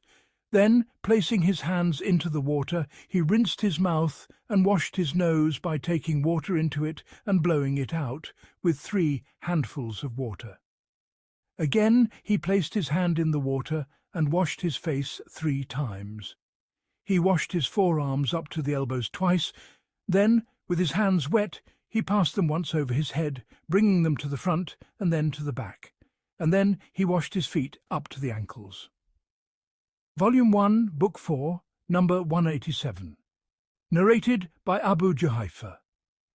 God's messenger came to us at noon, and water for ablution was brought to him. After he had performed ablution, people took the remaining water, rubbing it onto themselves, seeking blessing. The Prophet prayed 2 rakas of Zuhr, and then 2 of Asr, with an anza, a spear staff, set before him as a sutra. Abu Musa said, "The Prophet once asked for a cup of water. He washed his hands and face in it, then put a mouthful of water into the cup and said to the 2 of us, Abu Musa and Bilal, 'Drink from it and pour some over your faces and chests.'" Volume 1, Book 4, number 188. Narrated by Ibn Shihab. Mahmud ibn al-Rabi. The boy upon whose face the Prophet had once ejected a mouthful of water from their family well, and Urwa, on the authority of al-Miswar and others who corroborated one another, said, whenever the Prophet performed ablution, his companions would nearly come to blows over the leftover water. Volume 1, Book 4, number 189. Narrated by Al-Sa'ib ibn Yazid. My aunt took me to the Prophet and said, "O Messenger of God, this son of my sister has a problem in his legs." He passed his hand over my head, prayed for God's blessing upon me, then performed ablution, and I drank from the remaining water. I stood behind him and saw the seal of prophethood between his shoulders. It was like a zir al-hijla, likened by some to the button of a small tent, by others to a partridge's egg. Volume 1, Book 4, number 190. Narrated by Amr ibn Yahya, on the authority of his father. Abdullah ibn Zayd poured water from a vessel onto his hands and washed them. With one handful he rinsed his mouth and washed his nose by taking water into it and blowing it out, repeating this thrice. He then washed his hands and forearms up to the elbows twice. With wet hands he passed them over his head forward and backward, and he washed his feet up to the ankles, saying, "This is the ablution of God's messenger." Volume 1, Book 4, number 191. Narrated by Amr ibn Yahya. My father said, I saw Amr ibn Abi Hassan asking Abdullah ibn Zayd how the Prophet performed ablution. Abdullah asked for a clay pot of water and performed ablution before them. He poured water over his hands and washed them thrice, then placed his right hand in the pot, rinsed his mouth and washed his nose by taking water into it and blowing it out thrice with 3 handfuls. Then he put his hand in the water and washed his face thrice.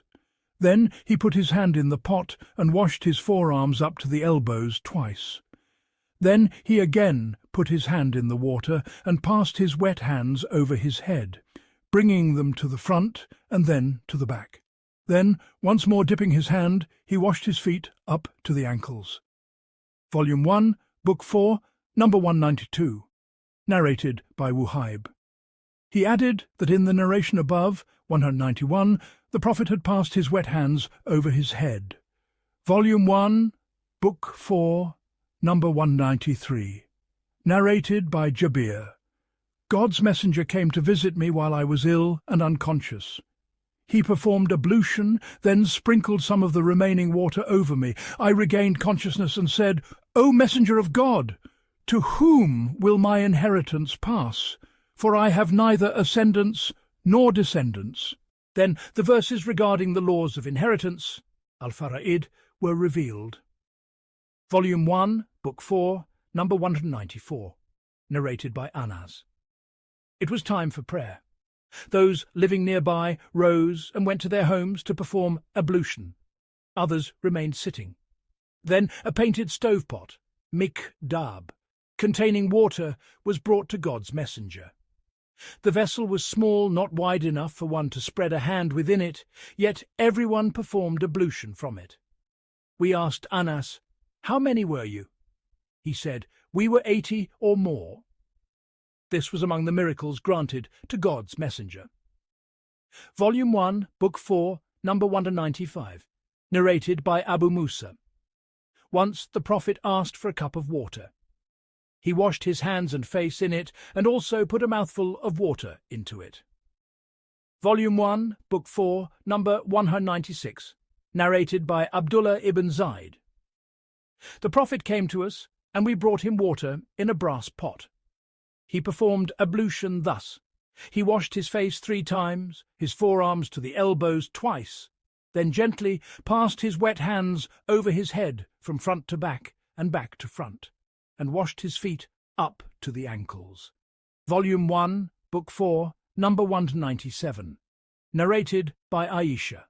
When the Prophet's illness intensified, he asked his wives to allow him to be cared for in my house, and they consented. He came supported by 2 men, his feet dragging between Abbas and another man. Ubayd God, the sub-narrator, said, I told Abdullah ibn Abbas what Aisha had said. Ibn Abbas asked, Do you know who the other man was? I said no. He said, It was Ali ibn Abi Talib. Aisha continued, When the Prophet came to my house and his sickness worsened, he ordered that 7 waterskins be poured over him so he might address the people. He sat in a mikdab, a brass tub, belonging to Hafsa, the Prophet's wife, and we poured water from the skins over him until he signalled us to stop, indicating that we had accomplished what he intended. Then he went out to the people. Volume 1, Book 4, number 198, narrated by Amr ibn Yahya, on the authority of his father. My uncle used to be excessive in ablution, and once he asked Abdullah ibn Zayd to show him how he had seen the Prophet perform it. He asked for a clay vessel, poured water over his hands, and washed them thrice. Then he placed his hand into the vessel, rinsed his mouth, and washed his nose by taking water into it and blowing it out thrice with a single handful. Then he dipped his hand again and took a handful to wash his face thrice. Then he washed his hands up to the elbows twice. Then he took water in his hand and passed it over his head from front to back and back to front. Then he washed his feet up to the ankles and said, I saw the Prophet performing ablution in this manner. Volume 1, Book 4, number 199. Narrated by Thabit. Anas said, the Prophet asked for water, and a shallow cup with a broad base, containing only a small amount, was brought to him. He placed his fingers in it, and I observed water springing from between them. Those who performed ablution from it were about 70 to 80 persons, by my estimation. Volume 1, Book 4, number 200. Narrated by Anas. The Prophet would bathe with 1 essay up to 5 mud of water, man 1, sa, man 1, 4 mud, and he performed ablution with a single mud. Volume 1, Book 4, number 201. Narrated by Abdullah ibn Umar. Sa'd ibn Abi Waqqas said, the Prophet passed wet hands over his leather socks, khufs. Abdullah ibn Umar asked Umar about it. He affirmed it and added, when Sa'd relates a hadith from the Prophet, there is no need to ask anyone else about it. Volume 1, Book 4, number 202. Narrated by al-Mughirah ibn Shuba. Once the Prophet went out to relieve himself. I followed him with a cup of water. When he finished, I poured water for him. He performed ablution and passed his wet hands over his khufs. Volume 1, Book 4, number 203. Narrated by Ja'far ibn Amr ibn Umayyah al-Damri. My father said, I saw the Prophet pass wet hands over his khufs. Volume 1, Book 4, number 204. Narrated by Ja'far ibn Amr. My father said, I saw the Prophet pass wet hands over his turban and his khufs. Volume 1, Book 4, number 205. Narrated by Urwa ibn al-Mughirah. My father said, I was with the Prophet on a journey and rushed to remove his khufs. He instructed me to leave them on, saying he had put them on after ablution. Then he passed wet hands over them. Volume 1, Book 4, number 206. Narrated by Abdullah ibn Abbas.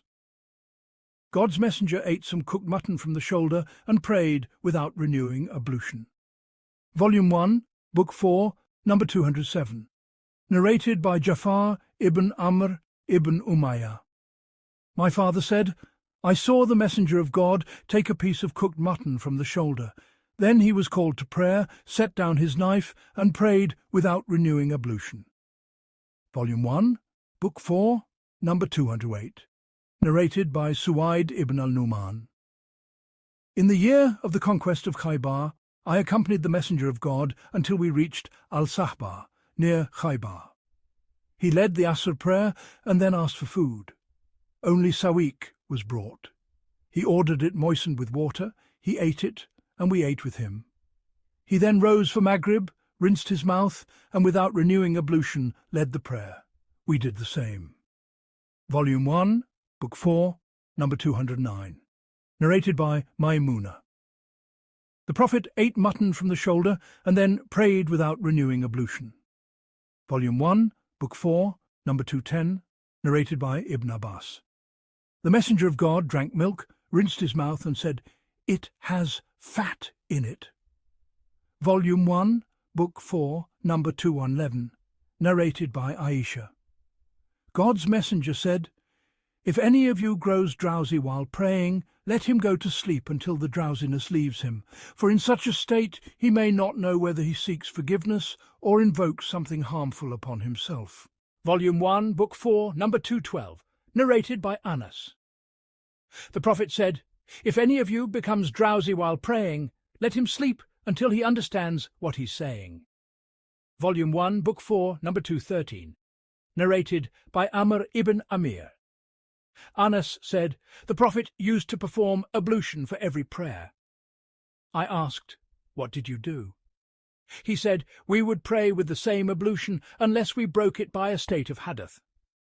Volume 1, Book 4, number 214, narrated by Suwaid ibn Numan. In the year of Khaybar's conquest, we reached al-Sahba. The Prophet led Asr, then asked for food. Only sawiq was brought.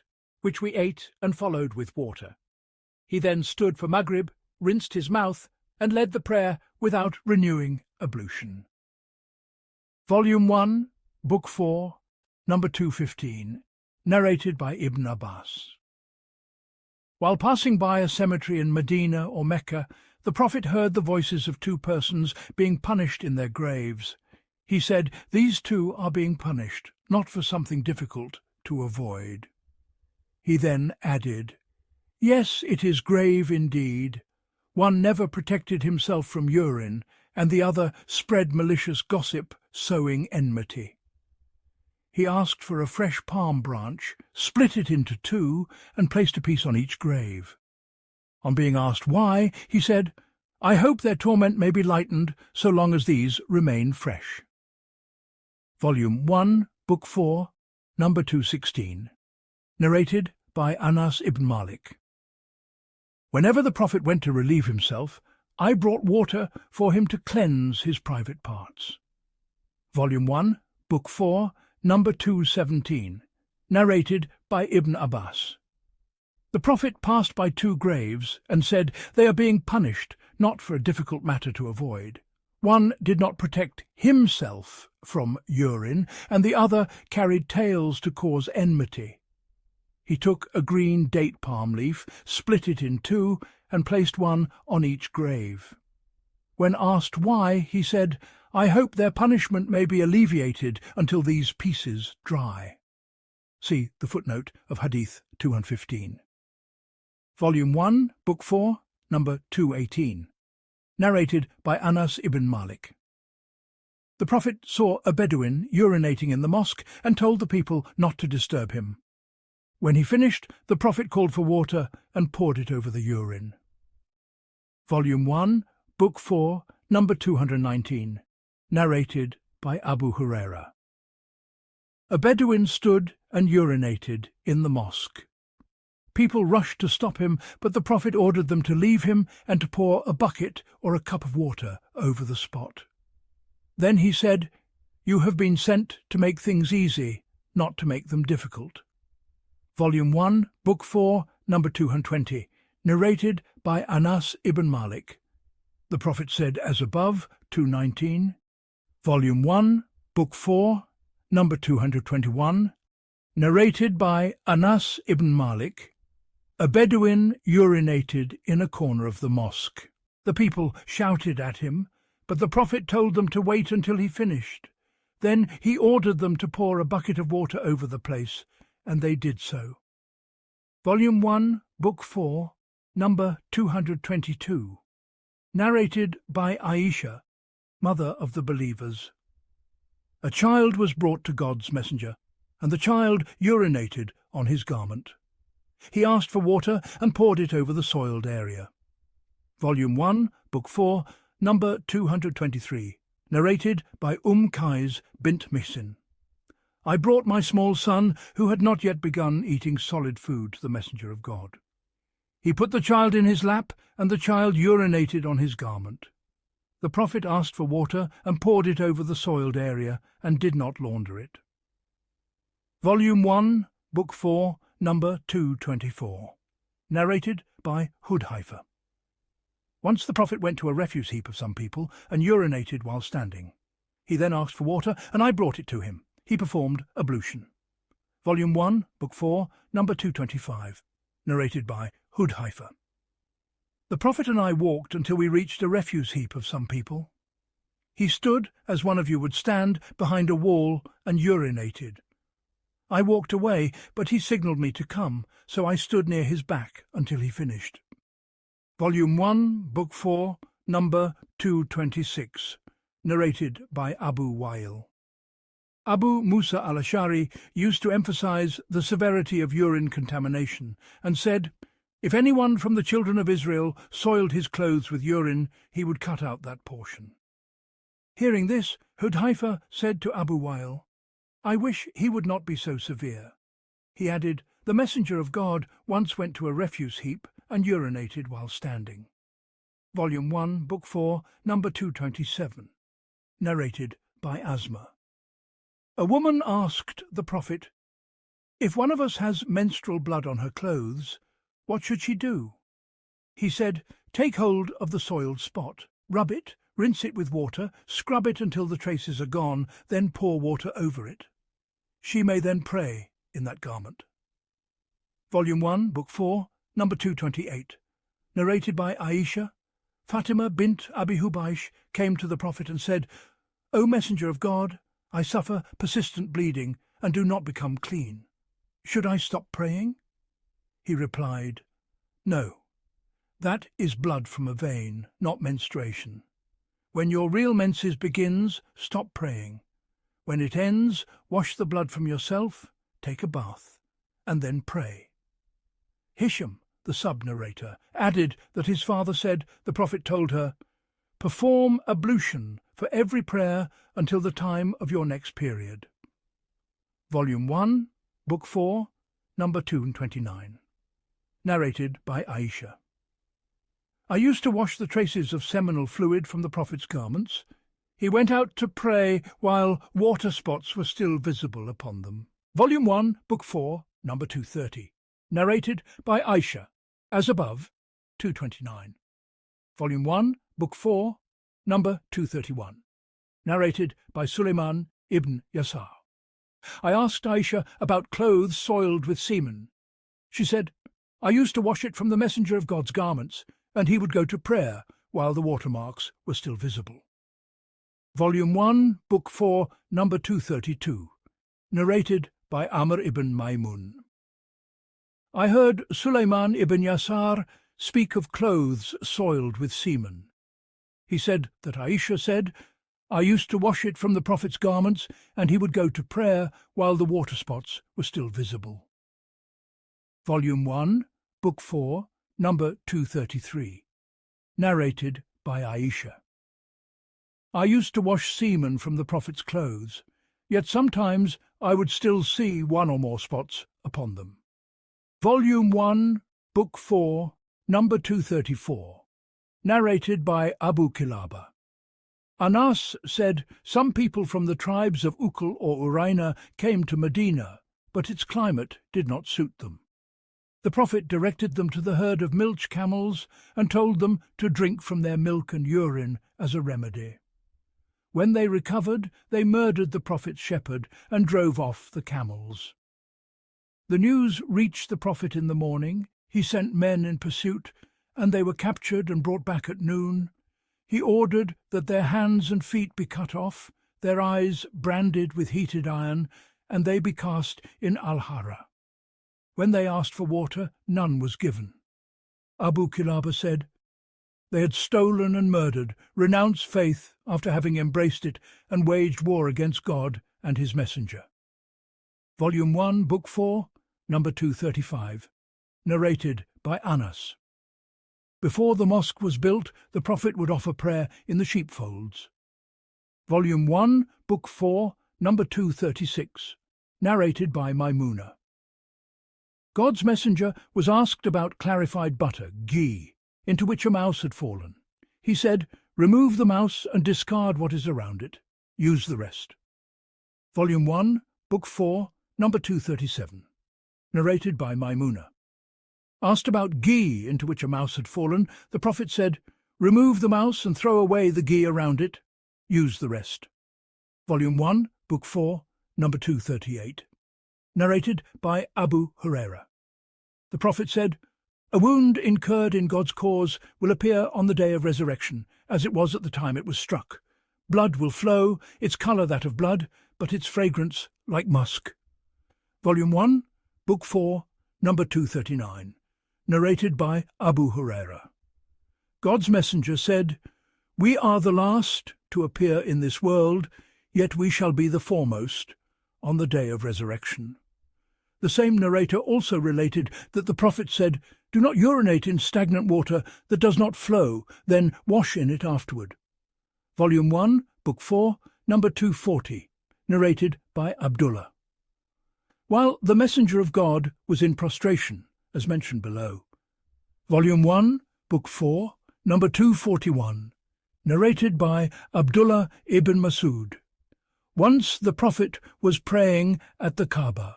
Abu Jahl sat with some of his companions. One said, "Who will bring the entrails of the camel of so-and-so and place them on Muhammad's back when he prostrates?" The most wretched among them rose, brought the filth, waited until the Prophet prostrated, then set it upon his back between his shoulders. I watched, powerless to do anything. They laughed and leaned upon one another. God's messenger remained prostrating. He did not lift his head until Fatima, his daughter, came and removed it from his back. He then raised his head and said 3 times, "O God, deal with Quraysh." This was hard on Abu Jahl and his company, for they believed that supplications in that sacred city were answered. He said, "O God, deal with Abu Jahl, Utbah ibn Rabi'ah, Shaybah ibn Rabi'ah, al-Walid ibn Utbah, Umayyah ibn Khalaf, and Uqbah ibn Abi Mu'ayt." And he mentioned a 7th, whose name I do not recall. By him, in whose hand my life rests, I later saw those whom the Prophet named lying dead in the well of Bada. Volume 1, Book 4, number 242, narrated by Anas. The Prophet once spat into his garment. Volume 1, Book 4, number 243, narrated by Aisha. The Prophet said, "Every drink that intoxicates is forbidden." Volume 1, Book 4, number 244, narrated by Abu Hazim. Sahl ibn Sa'd was asked how the Prophet's wound had been treated. He said, "No one alive knows it better than I." Ali used to bring water in his shield, and Fatima washed the blood from his face. Then a straw mat was burned, and its ashes were applied to fill the wound. Volume 1, Book 4, number 245, narrated by Abu Burda. My father said, "I came to the Prophet and saw him holding a siwak, cleaning his teeth, saying, 'as if retching while the siwak was in his mouth." Volume 1, Book 4, number 246, narrated by Hudhaifa. Whenever the Prophet rose at night, he would cleanse his mouth with a siwak. Volume 1, Book 4, number 247, narrated by al-Bara ibn Azib. The Prophet said to me, "When you go to bed, perform ablution as you do for prayer, lie on your right side and say, Allahumma aslamtu wajhi ilayka wa fawwadtu amri ilayka walja'tu zahri ilayka raghbatan wa rahbatan ilayka. لا ملجأ ولا منجا منك إلا إليك. اللهم آمنت بكتابك الذي أنزلت وبنبيك الذي أرسلت." O God, I surrender my face to you, I entrust my affairs to you, I turn my back to you in hope and in fear of you. There is no refuge and no escape from you except with you. O God, I believe in your book which you have sent down, and in your Prophet whom you have sent. If you die that night, you will die upon faith. Let those be your last words. I repeated it before the Prophet. When I reached Allahumma amantu bi kitabika alladhi anzalta, I said, wa rasulika, and your apostle. The Prophet said, "No, say, wa nabiyika alladhi arsalta, your Prophet, whom you have sent." Book 5, Bathing, Ghusl, the Ritual. Bath, Volume 1, Book 5, number 248, narrated by Aisha. When the Prophet took a bath after major ritual impurity, janaba, he would begin by washing his hands, then perform ablution as for prayer. He would then dip his fingers into the water and work them through the roots of his hair, after which he poured 3 handfuls over his head and then water over his whole body. Volume 1, Book 5, number 249, narrated by Maymuna, the Prophet's wife. God's messenger performed ablution like that for prayer, but did not wash his feet at first. He cleansed any discharge from his private parts, then poured water over his body. He then moved from that spot and washed his feet. That was his way of bathing after janaba. Volume 1, Book 5, number 250, narrated by Aisha. The Prophet and I used to bathe from a single vessel called al-Farak. Volume 1, Book 5, number 251, narrated by Abu Salama. The brother of Aisha, and I went to her and he asked her about the Prophet's bath. She brought a pot containing about a seah of water. She bathed and poured water over her head while a screen separated us from her. Volume 1, Book 5, number 252. Narrated by Abu Jafar. While my father and I were with Jabir ibn Abdullah, some people asked him about bathing. He replied, "A seah of water is sufficient for you." A man said, "A seah is not enough for me." Jabir said, "A seah was sufficient for one who had more hair than you, and who was better than you," meaning the Prophet. Then Jabir put on his garment and led the prayer. Volume 1, Book 5, number 253, narrated by Ibn Abbas. The Prophet and Maymunah used to bathe from a single pot. Volume 1, Book 5, number 254, narrated by Jubair ibn Mut'im. The Messenger of God said, "As for me, I pour water on my head 3 times," and he indicated it with both hands. Volume 1, Book 5, number 255, narrated by Jabir ibn Abdullah. The Prophet used to pour water over his head 3 times. Volume 1, Book 5, number 256, narrated by Abu Jafar. Jabir ibn Abdullah said to me, "Your cousin, Hassan ibn Muhammad ibn al-Hanafi, came asking about the bath of Janaba." I replied, "The Prophet used to take 3 handfuls of water, pour them over his head, and then pour water over the rest of his body." He said, "I am a hairy man." I replied, "The Prophet had more hair than you." Volume 1, Book 5, number 257, narrated by Maymunah. I placed water for the Prophet's bath. He washed his hands twice or thrice, then poured water onto his left hand and washed his private parts. He rubbed his hands on the ground and cleansed them, rinsed his mouth, washed his nose by taking water into it and blowing it out, washed his face and both forearms, then poured water over his body. He then moved away and washed his feet. Volume 1, Book 5, number 258, narrated by Aisha. Whenever the Prophet took the bath of Janaba, after marital relations or a wet dream, he asked for hilab or some other fragrance. He would take it in his hand, rub it over the right side of his head, then the left, then run both hands over the middle of his head. Volume 1, Book 5, number 259, narrated by Maymunah. I set out water for the Prophet. He poured water with his right hand onto his left and washed them, then washed his private parts and rubbed his hand on the ground, washed it with water, rinsed his mouth, washed his nose by taking in water and blowing it out, washed his face and poured water over his head. He moved from that place and washed his feet. A towel was offered to him, but he did not use it. Volume 1, Book 5, number 260, narrated by Maymunah. The Prophet took the bath of Janaba. He first cleansed his private parts with his hand, then rubbed that hand on the wall, or earth, and washed it. He then performed ablution as for prayer, and after completing the bath, he washed his feet. Volume 1, Book 5, number 261, narrated by Aisha. The Prophet and I used to bathe from a single pot of water, taking turns with our hands in the vessel. Volume 1, Book 5, number 262, narrated by Aisha. Whenever the Messenger of God took the bath of Janaba, he began by washing his hands. Volume 1, Book 5, number 263, narrated by Aisha. The Prophet and I used to bathe from one pot after Janaba. Volume 1, Book 5, number 264, narrated by Anas ibn Malik. The Prophet and one of his wives used to bathe from a single pot. Shuba added to Anas's words, after Janaba. Volume 1, Book 5, number 265, narrated by Maymunah.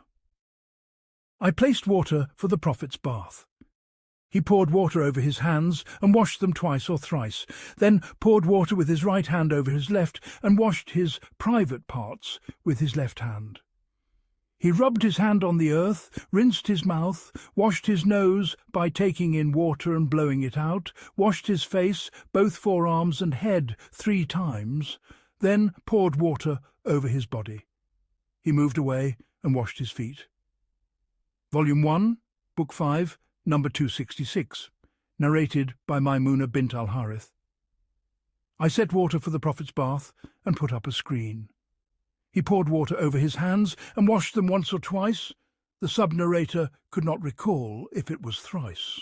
Then he poured water with his right hand over the left and washed his private parts. He rubbed his hand on the earth or wall and washed it. He rinsed his mouth and washed his nose by taking in water and expelling it. He washed his face, forearms and head, poured water over his body, then moved and washed his feet.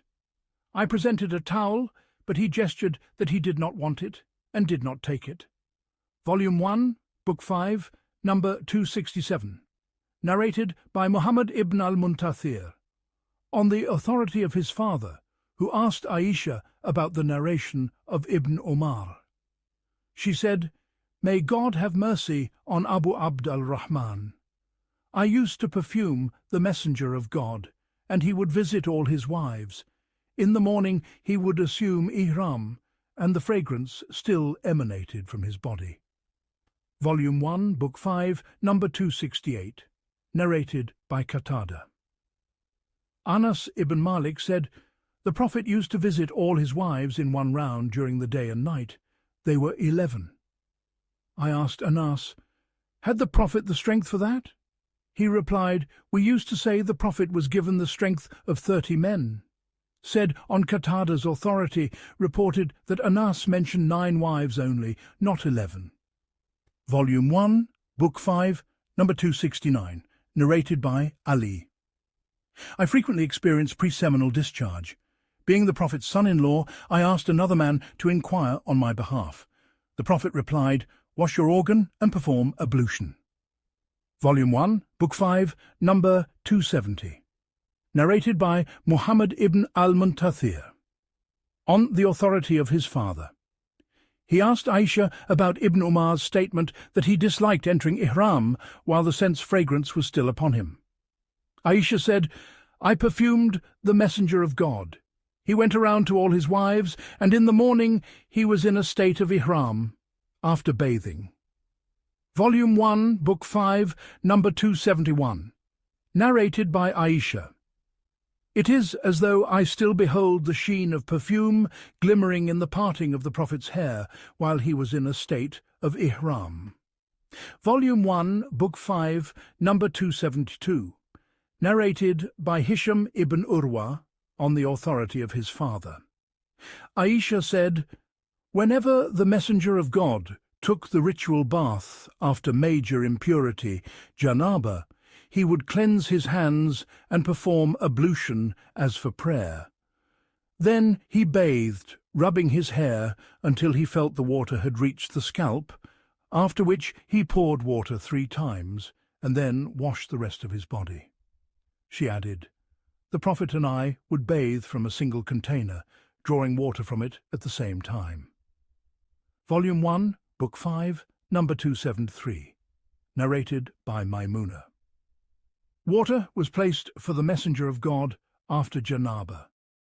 He poured water with his right hand over his left twice or thrice, and washed his private parts, rubbed his hand on the earth or a wall twice or thrice, and washed it, rinsed his mouth, drew water into his nose, and expelled it, washed his face and forearms, poured water over his head and body, then moved aside and washed his feet. I offered a cloth, but he did not take it.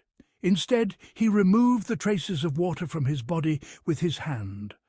Volume 1, Book 5, number 274, narrated by Abu Huraira. The call for prayer was made and the rows were straightened. God's messenger came out. When he stood at his place of prayer, he remembered that he was in a state of janaba. He told us to remain where we were, went to bathe, and returned with water dripping from his head. He pronounced Allahu Akbar, and we prayed with him. Volume 1, Book 5, number 275. Narrated by Maimuna. I placed water for the Prophet's bath and screened him with a garment. He poured water over his hands and washed them. Then he poured water with his right hand over his left and washed his private parts, rubbed his hands with earth and washed them, rinsed his mouth, washed his nose by taking in water and blowing it out, then washed his face and forearms. He poured water over his head and body, moved away and washed his feet. I handed him a cloth. He did not take it, but with both hands brushed off the water from his body as he came out. Volume 1, Book 5, number 276. Narrated by Aisha. Whenever any one of us was in a state of janaba, she would pour water over her head 3 times with both hands, then rub the right side of the head with one hand and the left side with the other. Volume 1, Book 5, number 277. Narrated by Abu Hurairah. The Prophet said, "The children of Israel used to bathe naked together, looking at one another, while Moses would bathe alone. They said, 'By God, nothing prevents Moses from bathing with us, except that he has a scrotal hernia.' One day Moses went to bathe, placed his clothes upon a stone, and the stone fled with his clothes. Moses pursued it, crying, 'My clothes, O stone! My clothes, O stone!' until the children of Israel saw him and knew that he had no defect. He took his clothes and struck the stone. By God, there are still 6 or 7 marks upon the stone from that excessive beating." Narrated by Abu Hurairah. The Prophet also said, when the Prophet Job, Ayub, was bathing naked, golden locusts began to fall upon him. Job gathered them into his garments. His Lord said, "O Job, have I not given you enough so that you are not in need of these?" He replied, "Yes, by your might, but I cannot dispense with your blessings." Volume 1, Book 5, number 278. Narrated by Hani bint Abi Talib. I went to the Messenger of God in the year of the conquest of Mecca and found him bathing while Fatima was screening him. He asked, "Who is there?"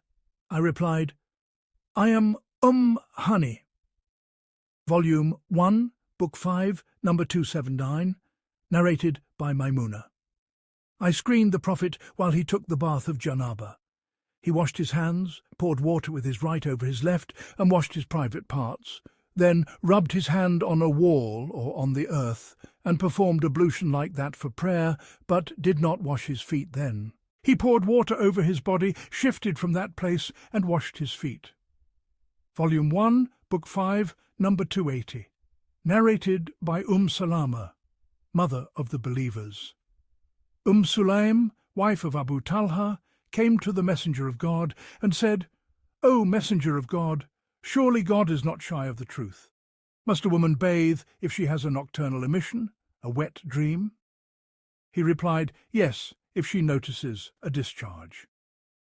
Volume 1, Book 5, number 281, narrated by Abu Hurairah. The Prophet met me in one of the streets of Medina while I was in a state of janaba. I slipped away and bathed. On returning, the Prophet said, "O Abu Hurairah, where were you?" I said, "I was junub and disliked to sit in your company." He said, "Subhan God, a believer never becomes impure." Volume 1, Book 5, number 282, narrated by Anas ibn Malik. The Prophet used to visit all his wives in a single night, and at that time he had 9 wives. Volume 1, Book 5, number 283, narrated by Abu Hurairah.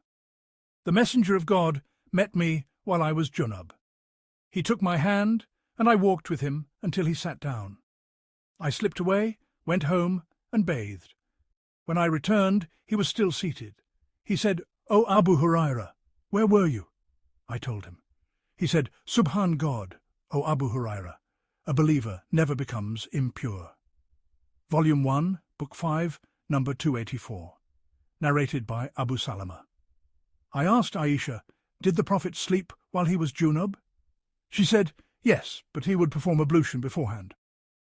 Volume 1, Book 5, number 285, narrated by Umar ibn al-Khattab. I asked the Messenger of God, "May any one of us sleep while junub?" He replied, "Yes, if he performs ablution, he may sleep while junub." Volume 1, Book 5, number 286, narrated by Aisha. When the Prophet intended to sleep while he was junub, he would wash his private parts and perform ablution as for prayer. Volume 1, Book 5, number 287, narrated by Abdullah. Umar asked the Prophet, "May one of us sleep while junub?" He replied, "Yes, if he performs ablution." Volume 1, Book 5, number 288, narrated by Abdullah ibn Umar. Umar ibn al-Khattab told the Messenger of God, "I became junub at night." He replied, "Wash your private parts and perform ablution, then sleep." Volume 1, Book 5, number 289, narrated by Hisham, as in the following report, 290. Volume 1, Book 5, number 290, narrated by Abu Hurairah. The Prophet said, "When a man sits between the forelimbs of a woman and couples with her, the bath becomes obligatory." Volume 1, Book 5, number 291, narrated by Zayd ibn Khalid al-Juhani. I asked Uthman ibn Affan about a man who has intercourse with his wife but does not ejaculate. Uthman replied, he should wash his private parts and perform ablution as for prayer. Uthman added, I heard that from the Messenger of God. I then asked Ali ibn Abi Talib, al-Zubayr ibn al-Awwam, Talha ibn Ubayd God, and Ubay ibn Kab. All gave the same reply. Abu Aylub said that he too had heard it from the Messenger of God. Volume 1, Book 5, number 292, narrated by Ubay ibn Kab. I asked the Messenger of God about a man who has intercourse with his wife but does not ejaculate. He replied, he should wash the part that touched the woman's private parts, perform ablution, and then pray. Abu Abdullah commented, taking the full bath is safer, and it represents the final ruling. Book 6, Menstrual Periods. Volume 1, Book 6, number 293, narrated by Al-Qasim. Aisha said, we set out solely to perform Hajj. When we reached Sarif, 6 miles from Mecca, I began to menstruate. The Messenger of God came to me as I was weeping and said, what is wrong with you? Have you begun your menses? I said, yes. He said, this is something God has ordained for the daughters of Adam. Do what the pilgrims do except the circumambulation, tawaf, of the Kaaba. Aisha added, the Messenger of God sacrificed cows on behalf of his wives. Volume 1, Book 6, number 294, narrated by Aisha. While I was in menses, I used to comb the hair of the Messenger of God. Volume 1, Book 6, number 295, narrated by Urwa. A man asked me, may a menstruating woman serve me? And may a woman in janaba come near me? I replied, all of this is easy. Any of them may serve me, and there is no harm for anyone else to do the same. Aisha told me she used to comb the hair of the Messenger of God while she was in menses, and he was in retreat, itikaf, in the mosque. He would bring his head near her in her room, and she would comb it while she was menstruating. Volume 1, Book 6, number 296, narrated by Aisha. The Prophet would recline on my lap and recite the Qur'an while I was in menses. Volume 1, Book 6, number 297, narrated by Salama. While I was lying with the Prophet beneath a single woolen cover, I began my menses. I slipped away and put on my menstrual clothing. He asked, have you begun nifas, menses? I said, yes. He then called me back, and we lay together under the same cover. Volume 1, Book 6, number 298, narrated by Aisha. The Prophet and I would bathe from a single vessel while we were in janaba. During my menses, he would instruct me to wear an izar, a lower wrap, and then he would fondle me. While he was in retreat, he brought his head near me, and I would wash it for him while I was menstruating. Volume 1, Book 6, number 299. Narrated by Abd al-Rahman ibn al-Aswad, on the authority of his father. Aisha said, "Whenever the Messenger of God wished to fondle any one of us during her menses, he would instruct her to wear an izar, and then he would fondle her." She added, "None of you could restrain his desire as the Prophet did." Volume 1, Book 6, number 300. Narrated by Maymunah.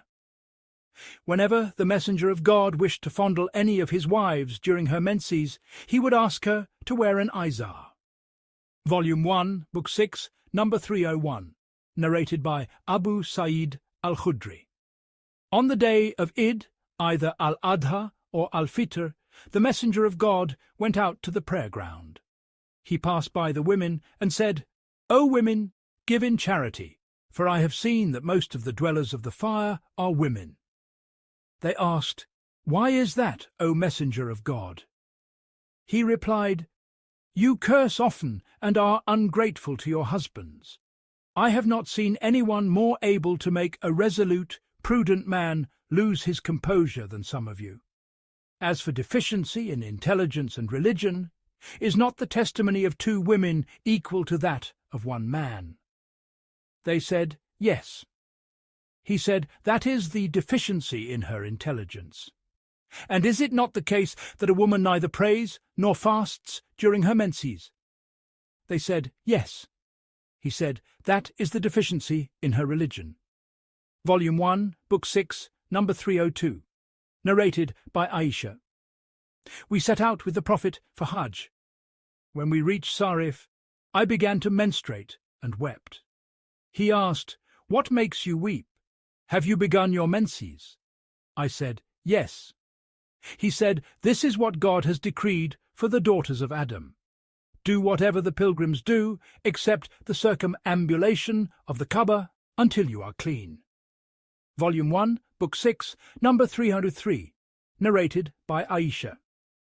Fatima bint Abi Hubaysh said to the Messenger of God, "I suffer persistent bleeding and do not become clean. Should I stop praying?" He replied, "No. That is from a blood vessel, not menstruation.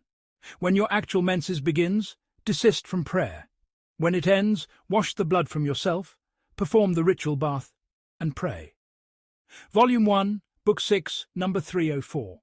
Narrated by Asma bint Abi Bakr. A woman asked, "O Messenger of God, what should we do if menstrual blood stains our clothes?" He said, "Take the soiled spot, rub it, wash it with water, scrub until its traces vanish, then pour water over it, and pray in that garment." Volume 1, Book 6, number 305. Narrated by Aisha. Whenever one of us became pure after menses, she would grasp the stained place, rub off the blood, pour water over it, wash that portion thoroughly, and sprinkle water over the rest of the garment, then pray in it. Volume 1, Book 6, number 306. Narrated by Aisha. One of the Prophet's wives performed retreat itikaf with him while suffering intermenstrual bleeding. She would see the blood and perhaps place a dish beneath herself during prayer. The sub-narrator Ikrimah added, "Aisha once saw the liquid of safflower and said, 'It resembles what so-and-so used to have.'" Volume 1, Book 6, number 307. Narrated by Aisha. One of the mothers of the believers performed itikaf while experiencing bleeding between periods. She noticed blood and yellowish discharge and placed a dish beneath herself when she prayed. Volume 1, Book 6, number 308. Narrated by Aisha. One of the wives of the Prophet performed itikaf while having intermenstrual bleeding. Volume 1, Book 6, number 309. Narrated by Aisha. None of us possessed more than a single garment, and we would have our menses while wearing it. When it became stained with blood, we applied saliva to the spot and rubbed it with our fingernails. Volume 1, Book 6, number 310. Narrated by Atiyah. We were forbidden to mourn for any deceased person beyond 3 days, except for a husband, for whom mourning extends 4 months and 10 days. During that time we were not to apply kohl, use perfume, or wear coloured clothing, except a coarse garment of ASB, Yemeni cloth.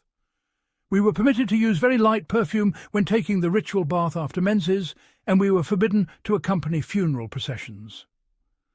Volume 1, Book 6, number 311.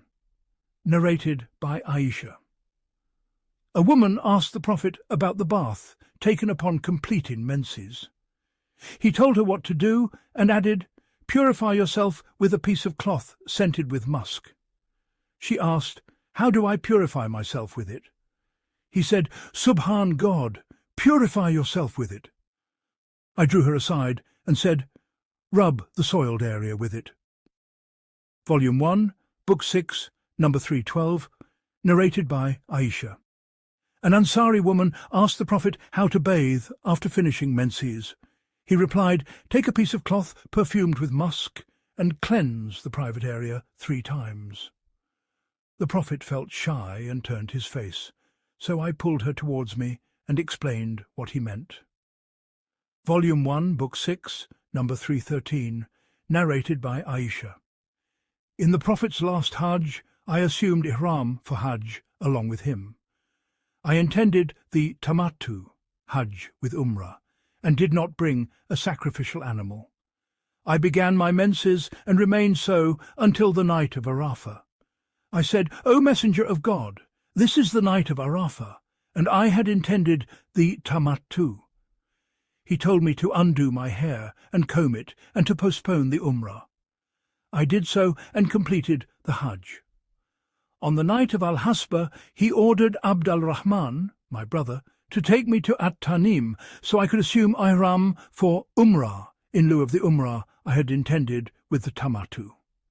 Volume 1, Book 6, number 314, narrated by Aisha.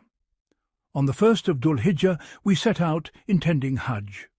The Prophet said, "Whoever wishes to assume ihram for Umrah may do so." Had I not brought the sacrificial animal with me, I would have assumed ihram for Umrah. Some of us assumed ihram for Umrah and others for Hajj. I was among those who assumed ihram for Umrah. I began menstruating and continued until the day of Arafah. I told the Prophet, and he said to postpone the Umrah, undo and comb my hair, and assume ihram for Hajj. On the night of Al-Hasba, he sent my brother Abd al-Rahman with me to At-Tanim, where I assumed ihram for Umrah in place of the previous one. Hisham added, "For that Umrah neither sacrificial animal nor fasting nor alms were required." Volume 1, Book 6, number 315, narrated by Anas ibn Malik. The Prophet said, "At every womb God appoints an angel who says, 'My Lord, a drop of semen, my Lord, a clot, my Lord, a little lump of flesh.' Then, if God wills to complete its creation, the angel says, 'My Lord, will it be male or female, wretched or blessed? What will be its provision and its lifespan?' And all is written while the child is still in the mother's womb." Volume 1, Book 6, number 316, narrated by Urwa. Aisha said, "We set out with the Prophet for his last Hajj. Some intended Umrah, others Hajj. When we reached Mecca, he said, 'Whoever assumed ihram for Umrah and did not bring a sacrificial animal should come out of ihram. Whoever assumed Umrah and brought the animal should remain in ihram until it is slaughtered. Whoever assumed ihram for Hajj should complete his Hajj.' I began my menses and had assumed ihram for Umrah only. He ordered me to undo and comb my hair, assume ihram for Hajj only, and leave the Umrah. I did so and completed the Hajj. Then the Prophet sent Abd al-Rahman ibn Abi Bakr with me and ordered me to perform Umrah from At-Tanim in place of the missed Umrah. Volume 1, Book 6, number 317, narrated by Aisha. Fatima bint Abi Hubaysh used to have bleeding between periods and asked the Prophet about it. He said, "This bleeding is from a vein, not menstruation. So refrain from prayer only during the days of your usual menses. When they end, perform the ritual bath and pray." Volume 1, Book 6, number 318. Narrated by Muada. A woman asked Aisha, "Should I make up the prayers I missed due to menses?" Aisha said, "Are you from Harura?" "We were with the Prophet and used to have our periods, and he never ordered us to make up missed prayers." Aisha perhaps said, "We did not make them up." Volume 1, Book 6, number 319. Narrated by Zainab bint Abi Salama. Salama said, "I began my menses while lying with the Prophet under a woolen cover. I slipped away, put on menstrual clothes, and he asked, 'Have you begun your menses?' I said, 'Yes.' He called me back, and we lay under the same cover. The Prophet used to kiss me while he was fasting, and the Prophet and I would perform the bath of Janaba from a single vessel." Volume 1, Book 6, number 320. Narrated by Salama. "While I was lying with the Prophet under a woolen cover, I began my menses. I slipped away and put on the clothes for menses. He said, 'Have you begun your menses?' I replied, 'Yes.' He called me back, and I lay with him under the same cover." Volume 1, Book 6, number 321. Narrated by Ayub.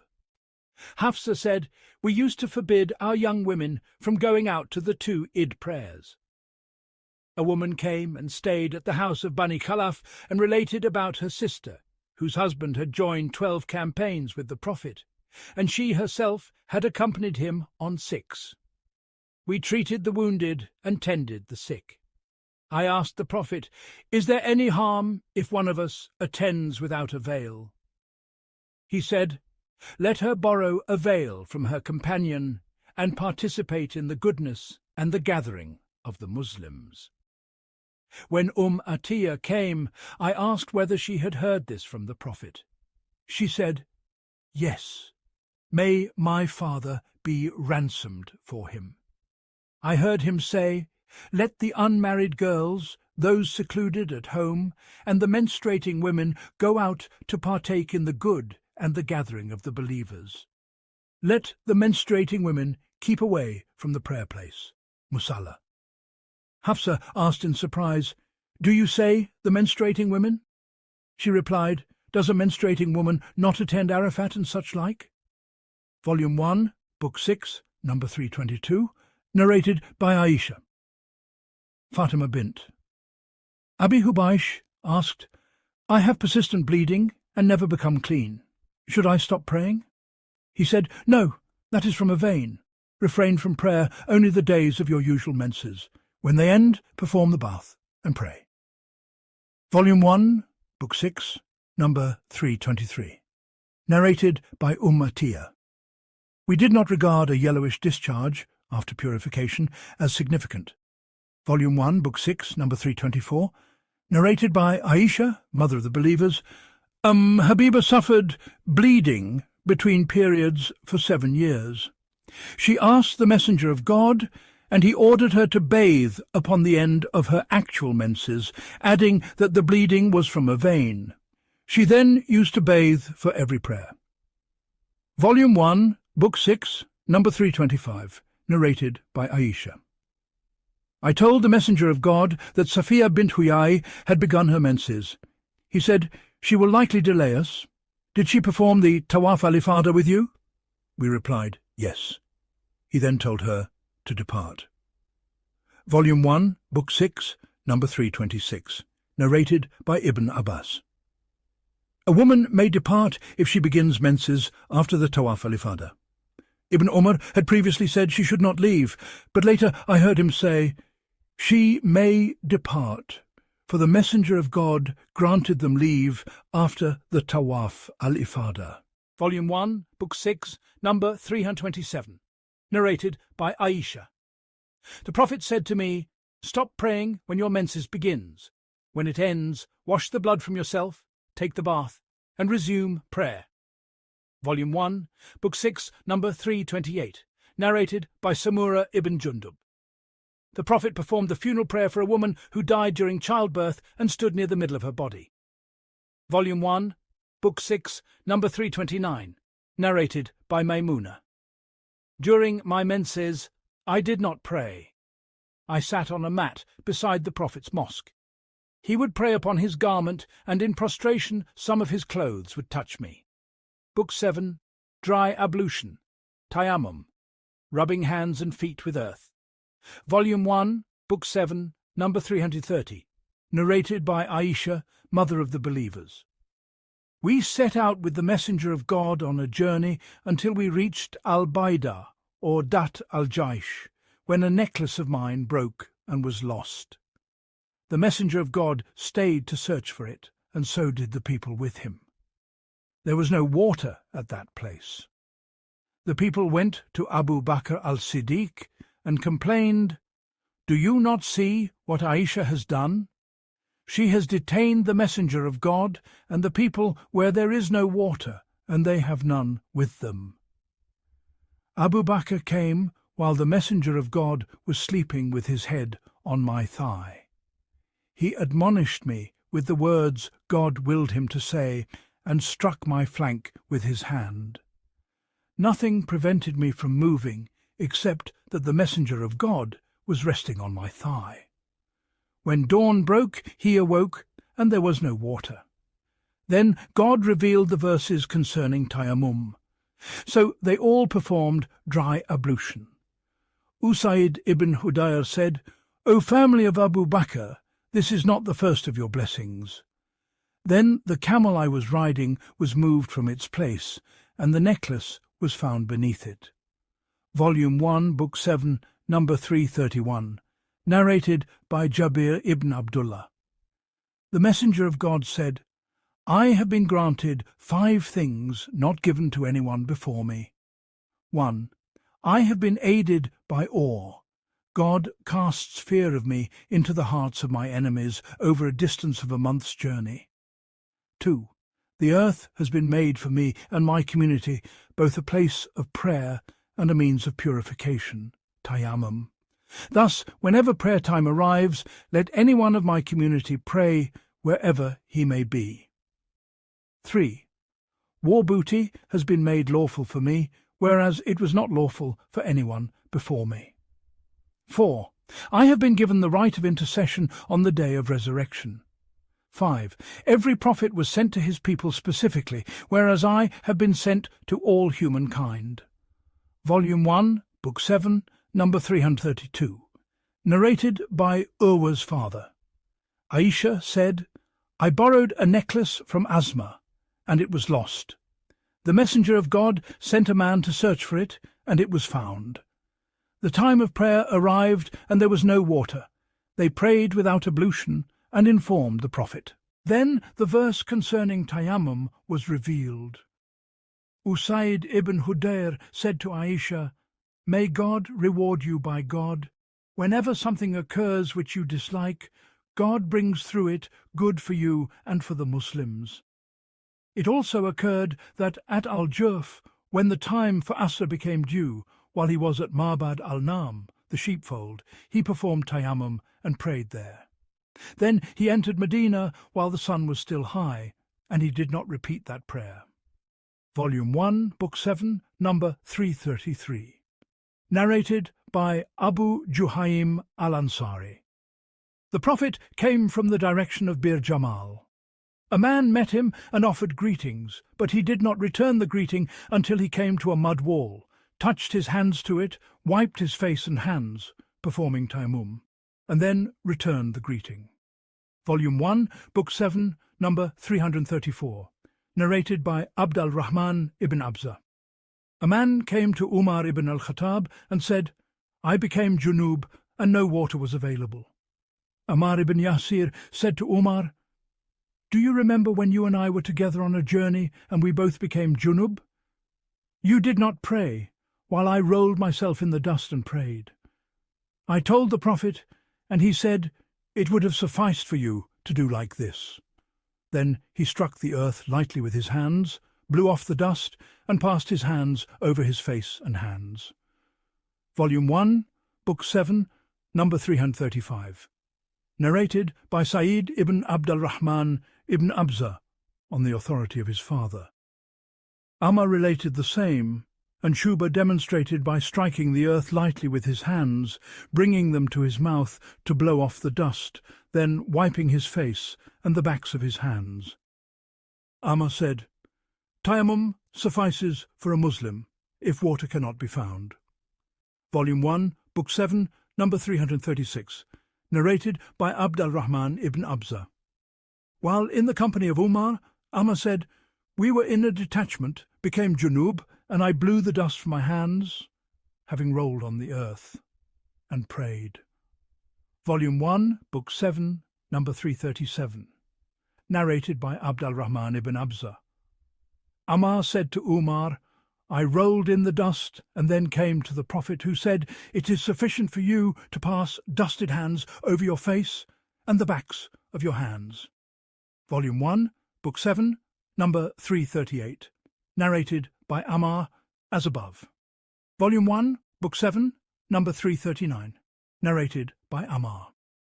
The Prophet struck the earth with his hands, then passed them over his face and the backs of his hands, demonstrating tayammum.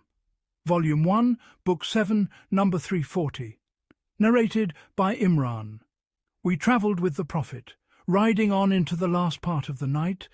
Then we halted and slept deeply. Nothing is sweeter to a traveller at that time. The heat of the sun alone woke us. The first to wake was so-and-so, then so-and-so, then so-and-so. The narrator said Abu Raja had named them, but he forgot. And the fourth was Umar ibn al-Khattab.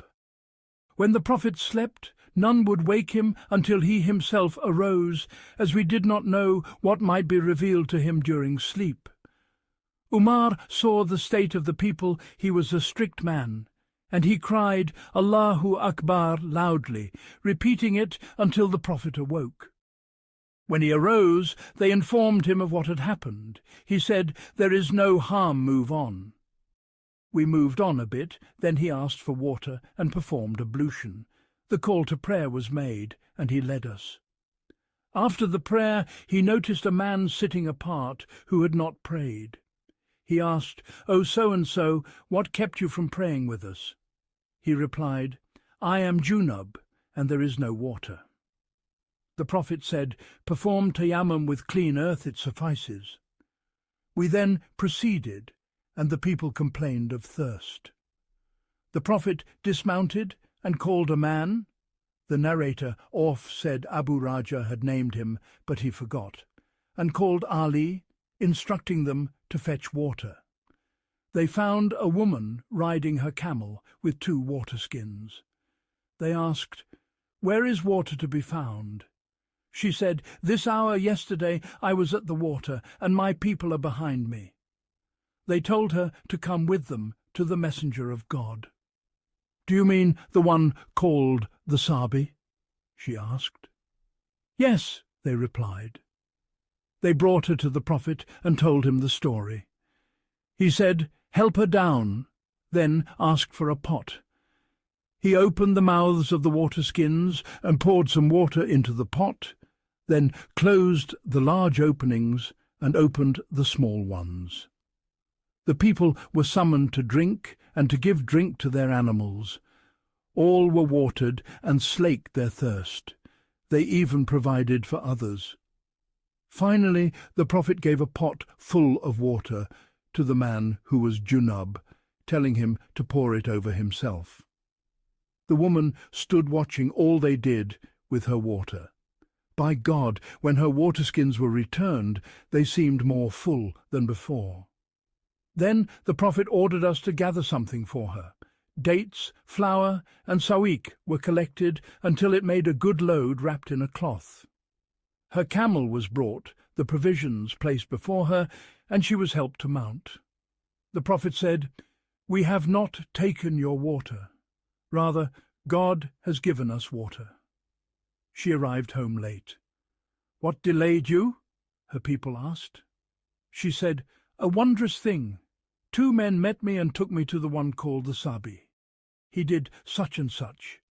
By God, between heaven and earth, he is either the greatest magician or God's true messenger. Later, Muslims would raid the pagans around her, but never touched her village. One day she said to her people, "I think these people spare you deliberately. Do you not incline to Islam?"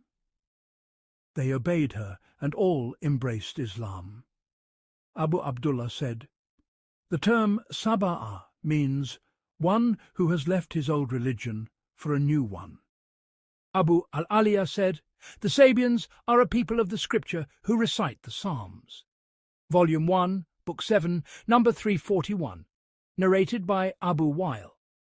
Abu Musa said to Abdullah ibn Masud, "If a person cannot find water for ablution, may he omit the prayer." Abdullah replied, "If you permit tayammum, they will perform it even when water is present, but merely cold." Abu Musa said, "What about Ammar's statement to Umar?"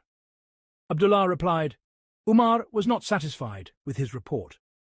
Volume 1, Book 7, number 342, narrated by Shaqiq ibn Salama. I was with Abdullah and Abu Musa. The latter asked, "O Abu Abd al-Rahman, what if someone becomes junub and finds no water?" Abdullah said, "Let him not pray until water is found." Abu Musa said, "What of Ammar's statement and the Prophet's instruction to him? Perform tayammum, it is sufficient."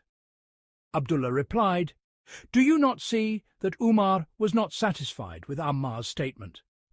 Abu Musa said, "Leave Ammar aside. What of this verse of tayammum?" Abdullah fell silent, then said, "If we allow it, they will perform tayammum even when water is at hand, if one of them finds it cold." The narrator added, "I asked Shaqiq, did Abdullah therefore dislike tayammum on that account?" He replied, "Yes." Volume 1, Book 7, number 343, narrated by Al-Amash.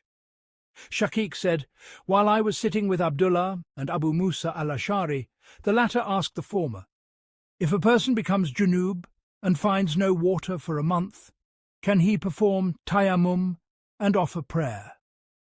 He ruled in the negative. Abu Musa said, 'What do you say about this verse in Surat al-Ma'idah? When you do not find water, then perform tayammum with clean earth?' Abdullah replied, 'If we allowed it, they would likely perform tayammum even if water were present but cold.' I asked Shaqiq, 'So you dislike tayammum on that basis?' He said, 'Yes.' Abu Musa added, 'Have you not heard what Ammar said to Umar? He said, I was sent on an errand by the messenger of God and became junub. I could not find water, so I rolled in the clean earth like an animal would. When I told the Prophet, he said, this would have sufficed. And he lightly struck the earth once, blew off the dust, passed his left hand over the back of his right, or his right over the back of his left, then wiped his face. Abdullah said to Abu Musa, do you not know that Umar was not satisfied with Ammar's statement? Narrated by Shaqiq. While I was with Abdullah and Abu Musa, the latter said to the former, have you not heard Ammar's statement to Umar, the messenger of God sent you and me? I became junub and rolled in the dust for tayammum.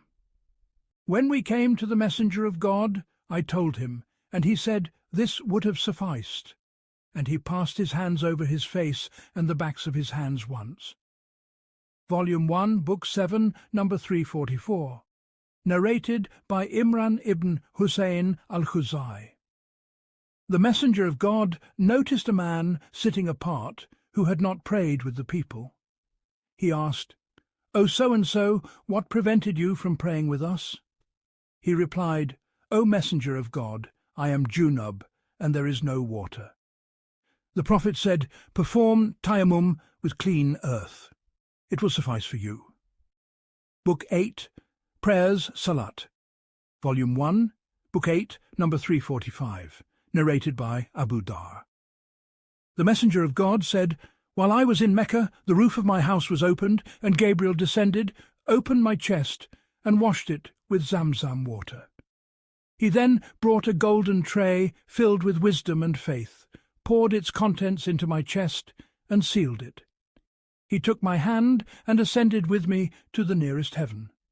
When we reached it, Gabriel said to the gatekeeper, 'Open.' He asked, 'Who is it?' 'Gabriel.' 'Is anyone with you?' 'Yes, Muhammad is with me.' He asked, 'Has he been called?' Gabriel said, 'Yes.' Thus the gate was opened, and we entered. There was a man with people to his right and to his left. When he looked to his right, he laughed, and when he looked to his left, he wept. He said, 'Welcome, pious prophet and pious son.' I asked Gabriel, 'Who is he?' He said, 'He is Adam. Those on his right are the people of paradise, and those on his left the people of hell. When he looks to his right, he laughs, and when he looks to his left, he weeps.' Then we ascended to the second heaven, and the gatekeeper asked, as the first had, and the gate was opened. Anas said, Abu Dar added that the Prophet met Adam, Idris, Moses, Jesus, and Abraham. He did not mention which heaven each was in, but he said that Adam was in the nearest heaven, and Abraham in the sixth. When Gabriel and I passed by Idris, he said, 'Welcome, pious prophet and pious brother.' I asked, 'Who is he?' He replied, 'Idris.' I passed by Moses. He said, 'Welcome, pious prophet and pious brother.' 'Who is he?' 'Moses.' Then I passed by Jesus. He said, 'Welcome, pious brother and pious prophet.' 'Who is he?' 'Jesus.' Then I passed by Abraham. He said, 'Welcome, pious prophet and pious son.' 'Who is he?' 'Abraham.' Then Gabriel ascended with me to a place where I heard the creaking of pens. God enjoined 50 prayers upon my community.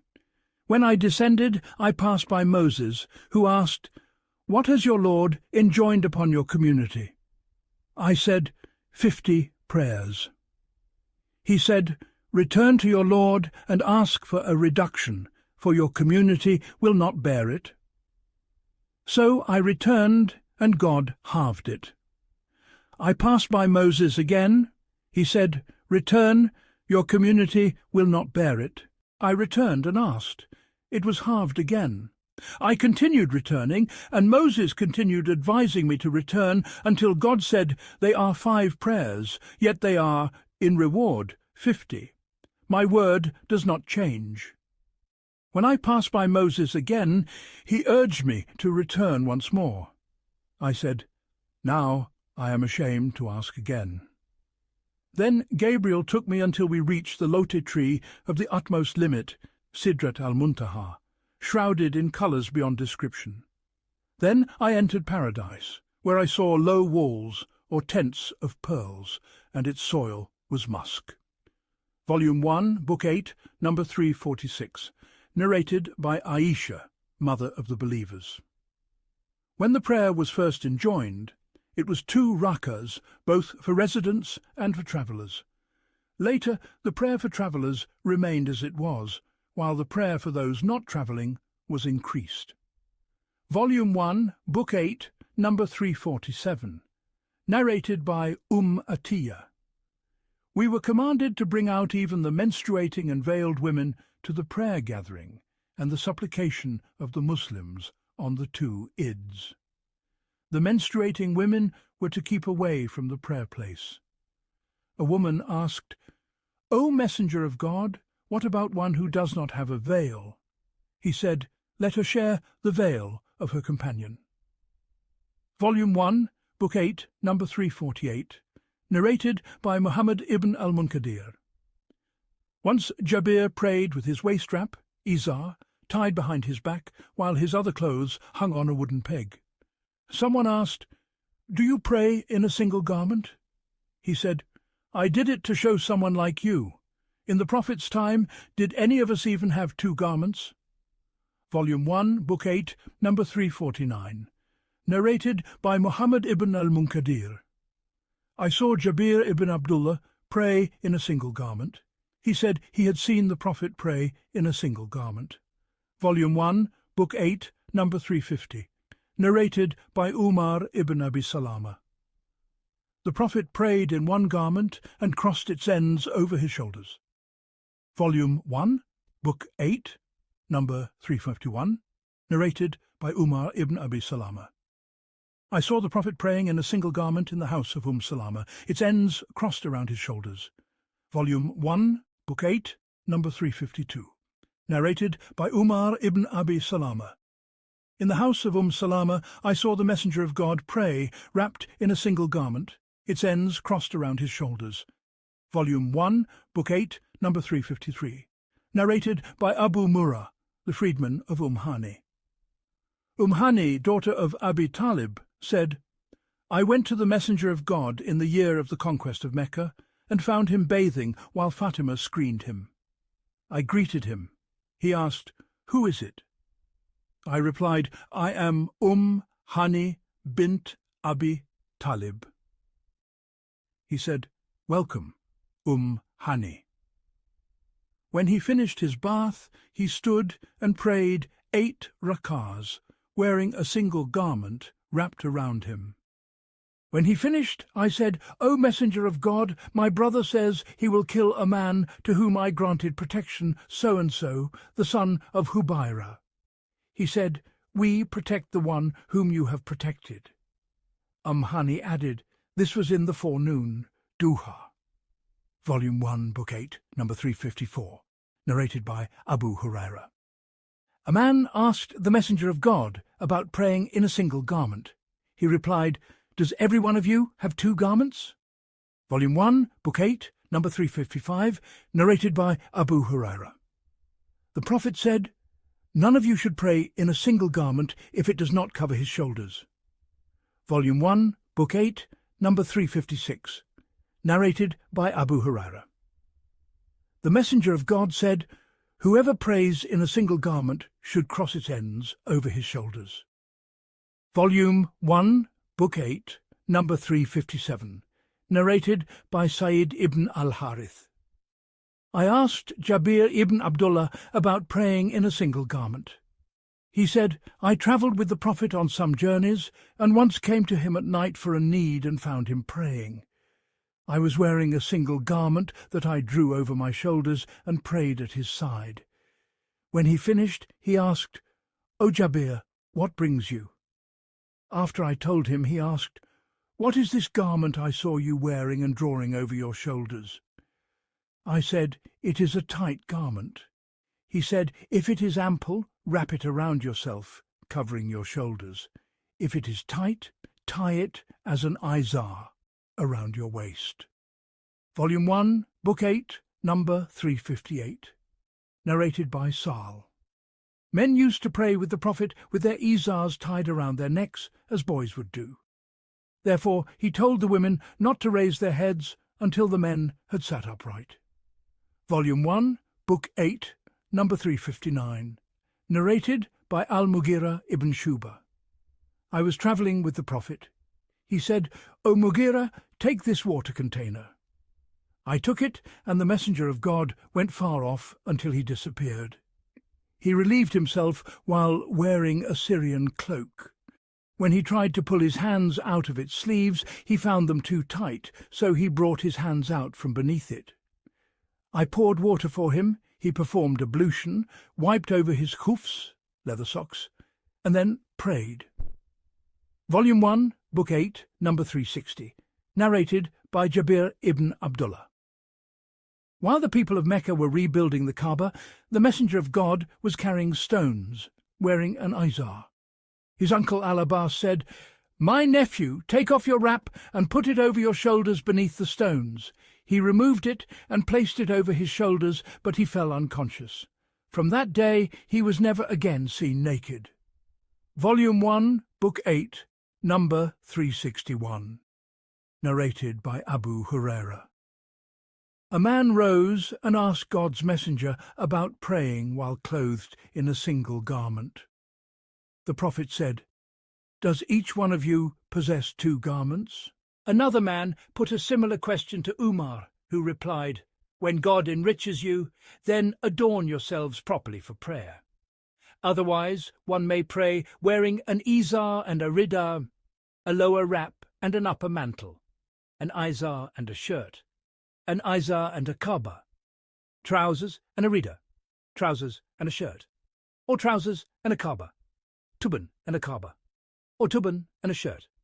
The narrator added, I think he also mentioned tuban and a ridar. Volume 1, Book 8, number 362, narrated by Ibn Umar. A man asked God's messenger, what should a murim wear? He replied, he should not wear shirts, trousers, a burnous, a hooded cloak, nor any clothing scented with saffron or wars, a yellow perfume. Whoever cannot find sandals may wear cuffs, but they must be cut so as not to cover the ankles. Volume 1, Book 8, number 363, narrated by Abu Sa'id al-Khudri. God's messenger forbade ishtimal as-sama, wrapping oneself so tightly in a garment that one cannot free an end or extend a hand. He also forbade al-ihtibar, sitting on the buttocks with knees drawn up and arms around them when one is wrapped in a single garment without any part of it covering the private parts. Volume 1, Book 8, number 364. Narrated by Abu Hurairah. The Prophet forbade two forms of sale. Al-limus, a sale concluded by mere touch without proper seeing or inspection, and an-nabad, a sale concluded when the seller throws the item toward the buyer, giving no chance to see or examine it. He also forbade ishtimal as-sama and al-ihtibar when wearing a single garment. Volume 1, Book 8, number 365, narrated by Abu Hurairah. On the day of sacrifice, 10th of Dhul Hijjah, in the year before the Prophet's final Hajj, when Abu Bakr led the pilgrims, Abu Bakr sent me and others to Mina to proclaim publicly, no idolater shall perform Hajj after this year, and no one shall circumambulate the Kaaba naked. Then God's messenger sent Ali to recite Surah Bara'ah, at-Tawbah, to the people, and he made the same proclamation with us on the day of Nahr at Mina. No idolater shall perform Hajj after this year, and no naked person shall circumambulate the Kaaba. Volume 1, Book 8, number 366. Narrated by Muhammad ibn al-Munkadir. I visited Jabir ibn Abdullah and found him praying wrapped in a single garment with his reader lying beside him. When he finished, I said, O Abdullah, you prayed in a single garment while your reader was beside you. He said, yes, I did so deliberately, so that those ignorant of the allowance might learn. I saw the Prophet pray in this manner. Volume 1, Book 8, number 367. Narrated by Abd al-Aziz. Anas said, when God's messenger advanced upon Khaybar, we offered the dawn prayer there while it was still dark. The Prophet rode on, and Abu Talha rode too, with me riding behind Abu Talha. The Prophet hastened through the lanes of Khaybar. My knee touched his thigh. He uncovered his thigh, and I saw the whiteness of the Prophet's thigh. Upon entering the town, he declared, Allahu Akbar, Khaybar is ruined. When we come upon a people, evil is the morning for those who were warned. He repeated it 3 times.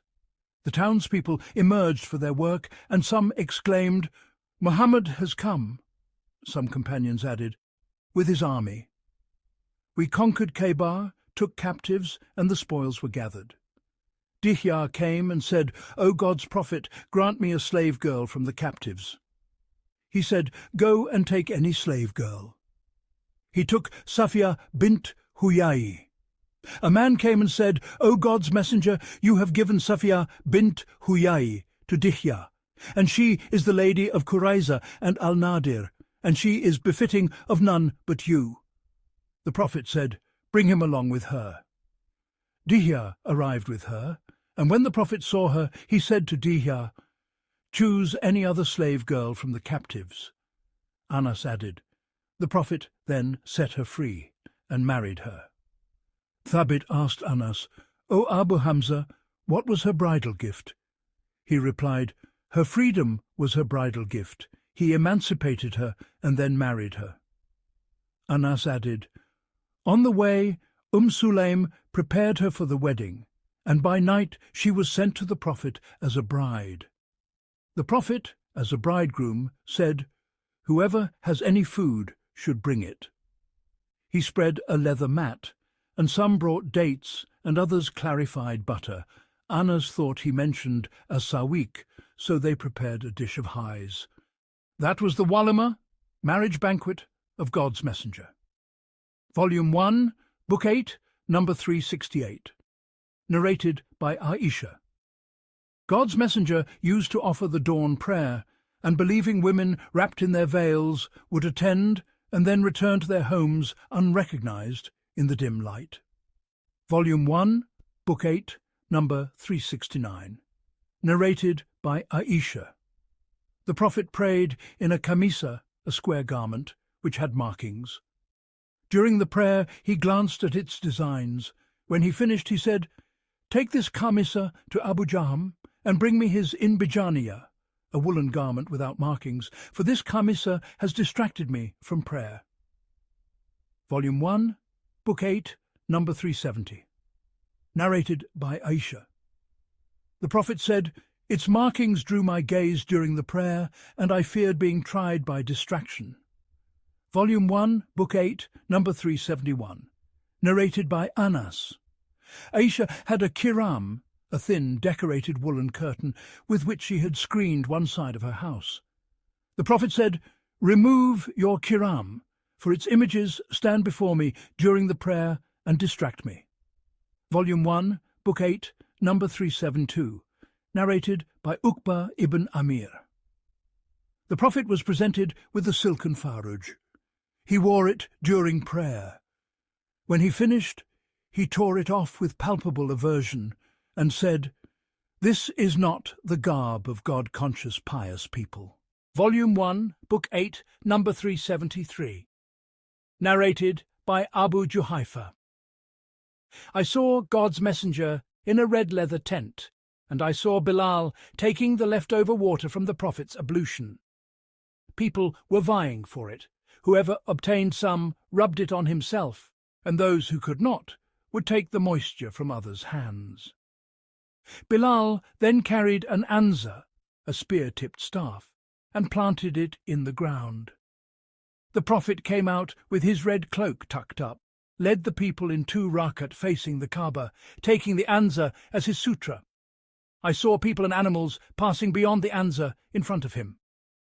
Volume 1, Book 8, number 374. Narrated by Abu Hazim. Sahl ibn Sa'd was asked about the Prophet's pulpit what it was made of. He replied, "No one living knows it better than I. It was of tamarisk wood from the forest. So-and-so, the slave of so-and-so, prepared it for God's Messenger. When it was made and placed in the mosque, God's Messenger stood upon it facing the Qibla and said, 'Allahu Akbar,' and the people stood behind him. He recited and bowed, and the people bowed.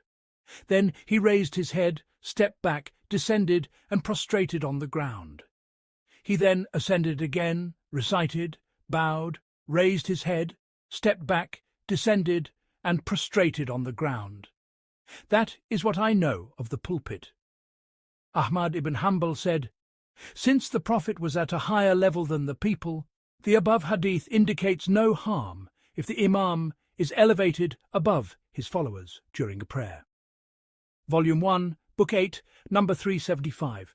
Narrated by Anas ibn Malik. Once God's Messenger fell from a horse and injured his leg or shoulder. He swore not to go to his wives for a month and stayed in a mashruba, an upper room, with a staircase of palm trunks. His companions visited him. He led them in prayer sitting while they stood. When he finished, he said, "The Imam is to be followed. When he says Allahu Akbar, say Allahu Akbar. When he bows, bow. When he prostrates, prostrate. And if he prays standing, then pray standing." After the 29th day, the Prophet descended. People said, "O God's messenger, you vowed not to visit your wives for a month." He said, "A month is 29 days. Volume 1, Book 8, number 376. Narrated by Abdullah ibn Shaddad. Maimuna said, God's messenger was praying while I, in my menses, sat beside him. At times his garment would touch me during prostration. She added, he prayed on a kumrah, a small mat sufficient for the face and hands during prostration. Volume 1, Book 8, number 377. Narrated by Ishaq. Anas ibn Malik said, my grandmother Mulaika invited God's messenger to a meal she had prepared. He ate, then said, rise and I shall lead you in prayer. I brought my hasir, palm mat, washed it, it had darkened from long use, and God's messenger stood upon it. The orphan, Damira or Ruh, and I stood behind him, and the old lady, Mulaika, behind us. He led us in 2 rakat, and then departed. Volume 1, Book 8, number 378, narrated by Maimuna. God's messenger used to pray upon a kumrah. Volume 1, Book 8, number 379, narrated by Abu Salama. Aisha, the Prophet's wife, said, I used to lie down in front of God's messenger, with my legs extended toward his qibla. When he prostrated, he would nudge my legs, and I would draw them in. When he stood, I stretched them out again. She added, in those days the houses had no lamps. Volume 1, Book 8, number 380, narrated by Aisha. God's messenger prayed while I lay like a still body on our family bed between him and his qibla. Volume 1, Book 8, number 381, narrated by Urwa. The Prophet prayed while Aisha lay between him and his qibla on the bed they shared. Volume 1, Book 8, number 382, narrated by Anas ibn Malik. We prayed with the Prophet, and some of us would place the ends of our garments on the ground where we prostrated because of the scorching heat. Volume 1, Book 8, number 383, narrated by Abu Maslama. Said Ibn Yazid al-Azdi said, I asked Anas ibn Malik whether the Prophet ever prayed wearing his sandals. He replied, yes. Volume 1, Book 8, number 384. Narrated by Ibrahim, Hammam ibn al-Harith said, I saw Jarir ibn Abdullah urinate, perform ablution, wipe over his khufs, and then stand to pray. When asked about this, he replied that he had seen the Prophet do the same. The companions approved this narration, for Jarir had embraced Islam late. Volume 1, Book 8, number 385L, narrated by al-Mughirah ibn Shuba. I assisted the Prophet in ablution, he wiped over his kuffs and prayed. Volume 1, Book 8, number 385U, narrated by Abdullah ibn Malik ibn Buhayna. When the Prophet prayed, he would so widely separate his arms from his sides that the whiteness of his armpits was visible. Volume 1, Book 8, number 386, narrated by Anas ibn Malik. God's messenger said, whoever prays as we pray, faces our qibla, and eats of our slaughtered animals is a Muslim, under the protection of God and his messenger. So do not betray God by betraying those under his protection. Volume 1, Book 8, number 387, narrated by Anas ibn Malik. God's messenger said, I have been commanded to fight the people until they say, none has the right to be worshipped but God. When they do so, perform the prayer as we do, face our qibla, and slaughter as we slaughter, then their lives and property become inviolable to us except by right, and their reckoning is with God. Maimun ibn Siyah narrated, I asked Anas ibn Malik, O Abu Hamza, what makes the life and property of a person inviolable? He replied, whoever says none has the right to be worshipped but God, faces our qibla in prayer, prays as we pray, and eats of our slaughtered animals, is a Muslim and has the same rights and duties as other Muslims. Volume 1, Book 8, number 388. Narrated by Abu Ayyub al-Ansari. The Prophet said, When relieving yourselves, do not face or turn your back to the Qibla, rather face east or west. Abu Ayyub added, when we arrived in Sham, we found latrines facing the Qibla, so we would turn aside from them and seek God's forgiveness. Volume 1, Book 8, number 389, narrated by Amr ibn Dinar.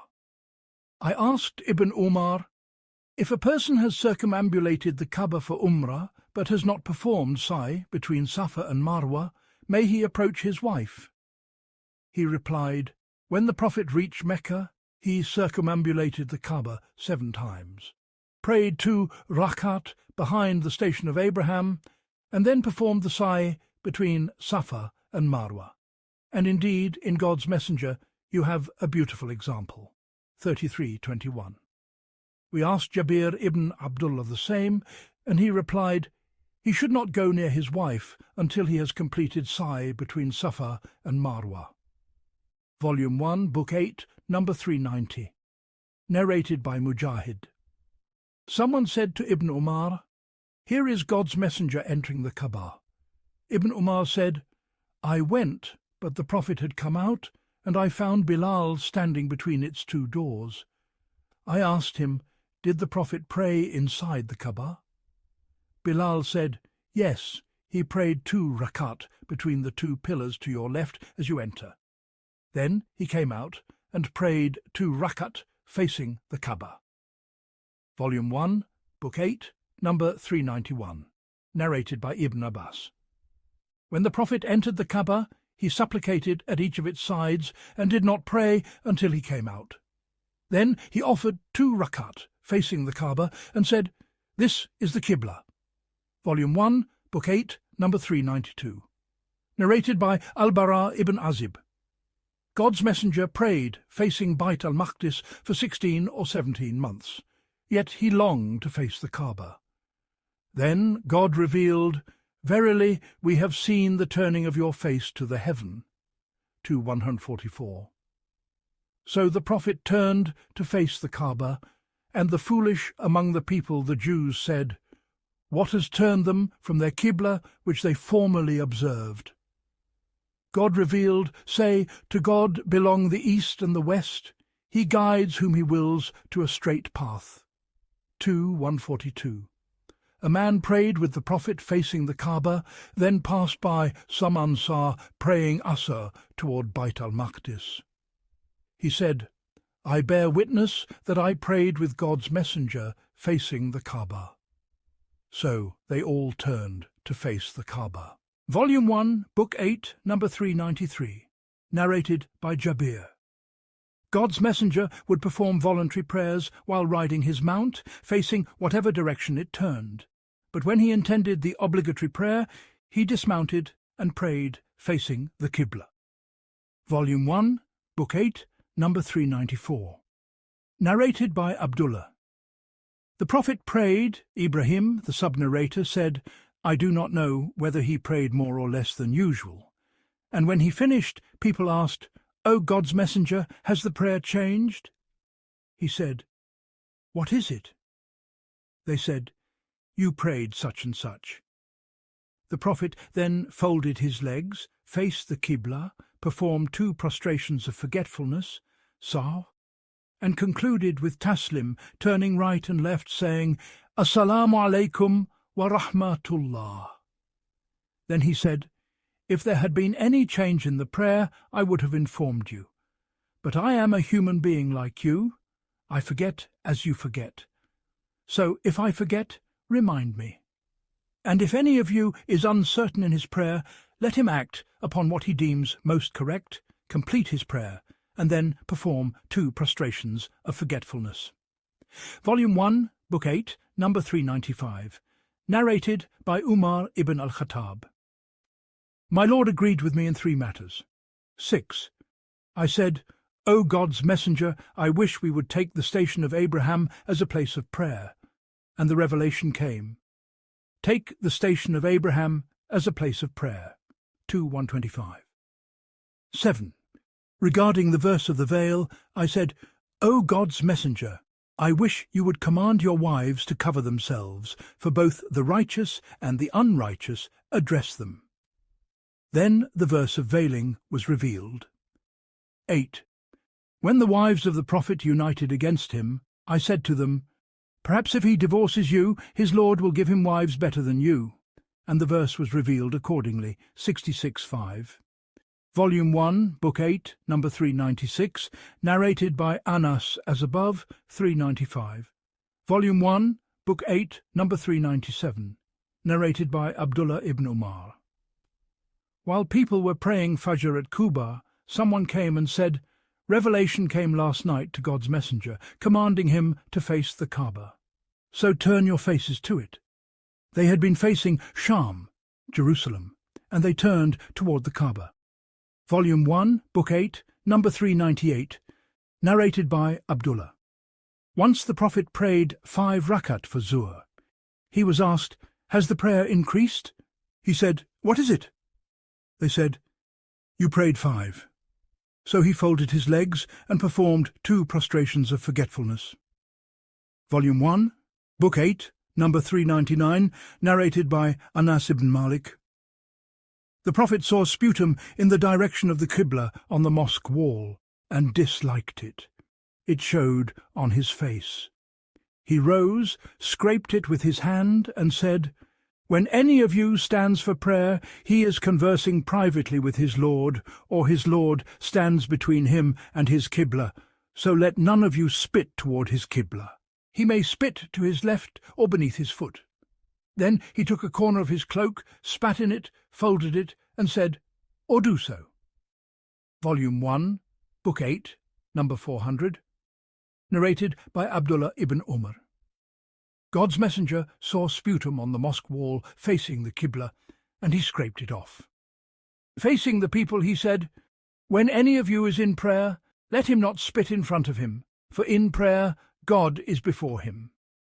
Volume 1, Book 8, number 401, narrated by Aisha, mother of the believers.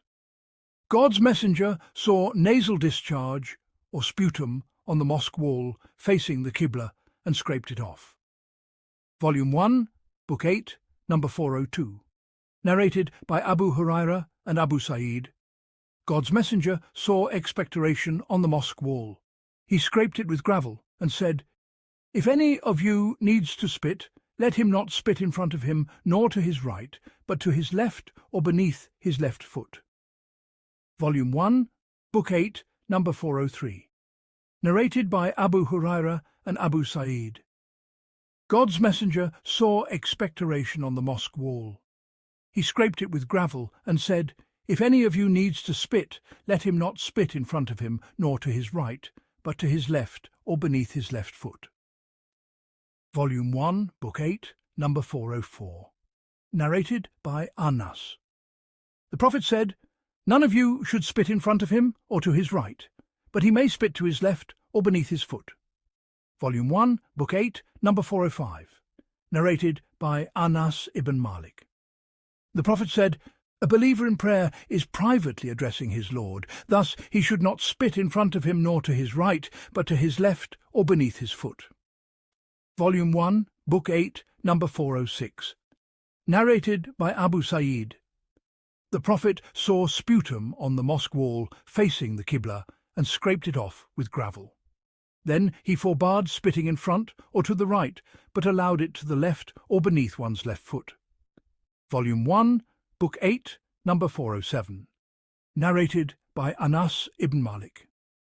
The Prophet said, Spitting in the mosque is a misdeed. Its expiation is to bury it. Volume 1, Book 8, number 408, narrated by Abu Hurairah. The Prophet said, If one of you stands for prayer, let him not spit in front of him, for he is conversing with God, nor to his right, for an angel is there, but he may spit to his left or beneath his left foot and then bury it. Volume 1, Book 8, number 409, narrated by Anas. The Prophet saw expectoration on the mosque wall facing the Qibla and scraped it off with his hand, showing his dislike on his face. He said, When any of you stands for prayer, he speaks privately to his Lord, or his Lord is between him and his Qibla, so let him not spit toward his Qibla, but to his left, or beneath his foot. Then he took a corner of his sheet, spat in it, folded it, and said, or do this. Volume 1, Book 8, number 410, narrated by Abu Hurairah. God's messenger said, do you think that my face is toward the Qibla, and that nothing else is known to me? By God, your humility and your bowing are not hidden from me. I surely see you from behind my back. Volume 1, Book 8, number 411, narrated by Anas ibn Malik. The Prophet led us in prayer, then ascended the pulpit and said, by God, in your bowing and prostration, I surely see you from behind me as I see you before me. Volume 1, Book 8, number 412, narrated by Abdullah ibn Umar. God's messenger organized a horse race. Trained horses ran from Al-Hafya to Thaniyat al-Wada. Untrained horses ran from Al-Thaniya to the mosque of Bani Zuraik. Ibn Umar was among the racers. Volume 1, Book 8, number 413, narrated by Anas. Goods arrived for God's messenger from Bahrain, the largest amount he ever received. He had them spread out in the mosque. He went to prayer and did not glance at them. After finishing, he sat by the goods and gave to everyone he saw. Al-Abbas came and said, O God's messenger, give me also, for I ransom myself and Aqil. He said, take. Al-Abbas filled his garment and tried to carry it, but could not. He said, O God's messenger, order someone to help me lift it. He refused. Will you help me lift it? He refused again. Al-Abbas then discarded some, tried and failed. Again he asked, and again was refused. He threw away more, lifted what remained onto his shoulders, and went off. God's messenger watched until he disappeared, amazed at his eagerness. He did not rise until the last coin was distributed. Volume 1, Book 8, number 414, narrated by Anas. I found the Prophet in the mosque with some people. He said to me, did Abu Talha send you? I said, yes. He asked, for a meal? I said, yes. He then said to his companions, rise. They set out, and I walked ahead. Volume 1, Book 8, number 415, narrated by Sahl ibn Sa'd. A man said, O God's messenger, if a man finds another with his wife committing adultery, should he kill him? Later I saw that couple performing li'an, mutual imprecation, in the mosque. Volume 1, Book 8, number 416, narrated by Itban ibn Malik. The Prophet came to my home and said, where would you like me to pray? I pointed to a place. The Prophet said, Allahu Akbar, and we formed a row behind him. He led us in 2 rakat.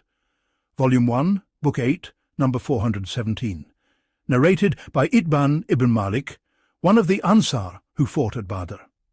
I said to God's messenger, O messenger of God, my eyesight is weak, and I lead my people in prayer.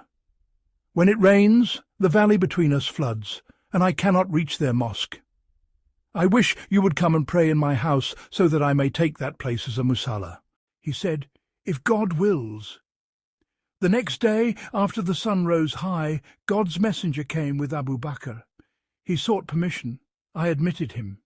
He did not sit, but asked, where do you want me to pray? I pointed to a spot. He stood, said, Allahu Akbar, and we stood behind him. He led us in 2 rakat and ended with taslim. We asked him to stay for a dish of khazira we had prepared. Many of our household gathered. One said, where is Malik ibn al-Dukhshun? Another replied, he is a hypocrite and does not love God and his messenger. God's messenger said, do not speak so. Have you not seen that he says, none has the right to be worshipped but God, solely for God's sake? The man said, God and his messenger know best. We only see him supporting and advising hypocrites. The Prophet said, God has made the fire forbidden for anyone who says, none has the right to be worshipped but God, for God's sake alone. Volume 1, Book 8, number 418. Narrated by Aisha. The Prophet loved to begin with the right side in all good matters, whenever possible, washing, combing, wearing shoes. Volume 1, Book 8, number 419.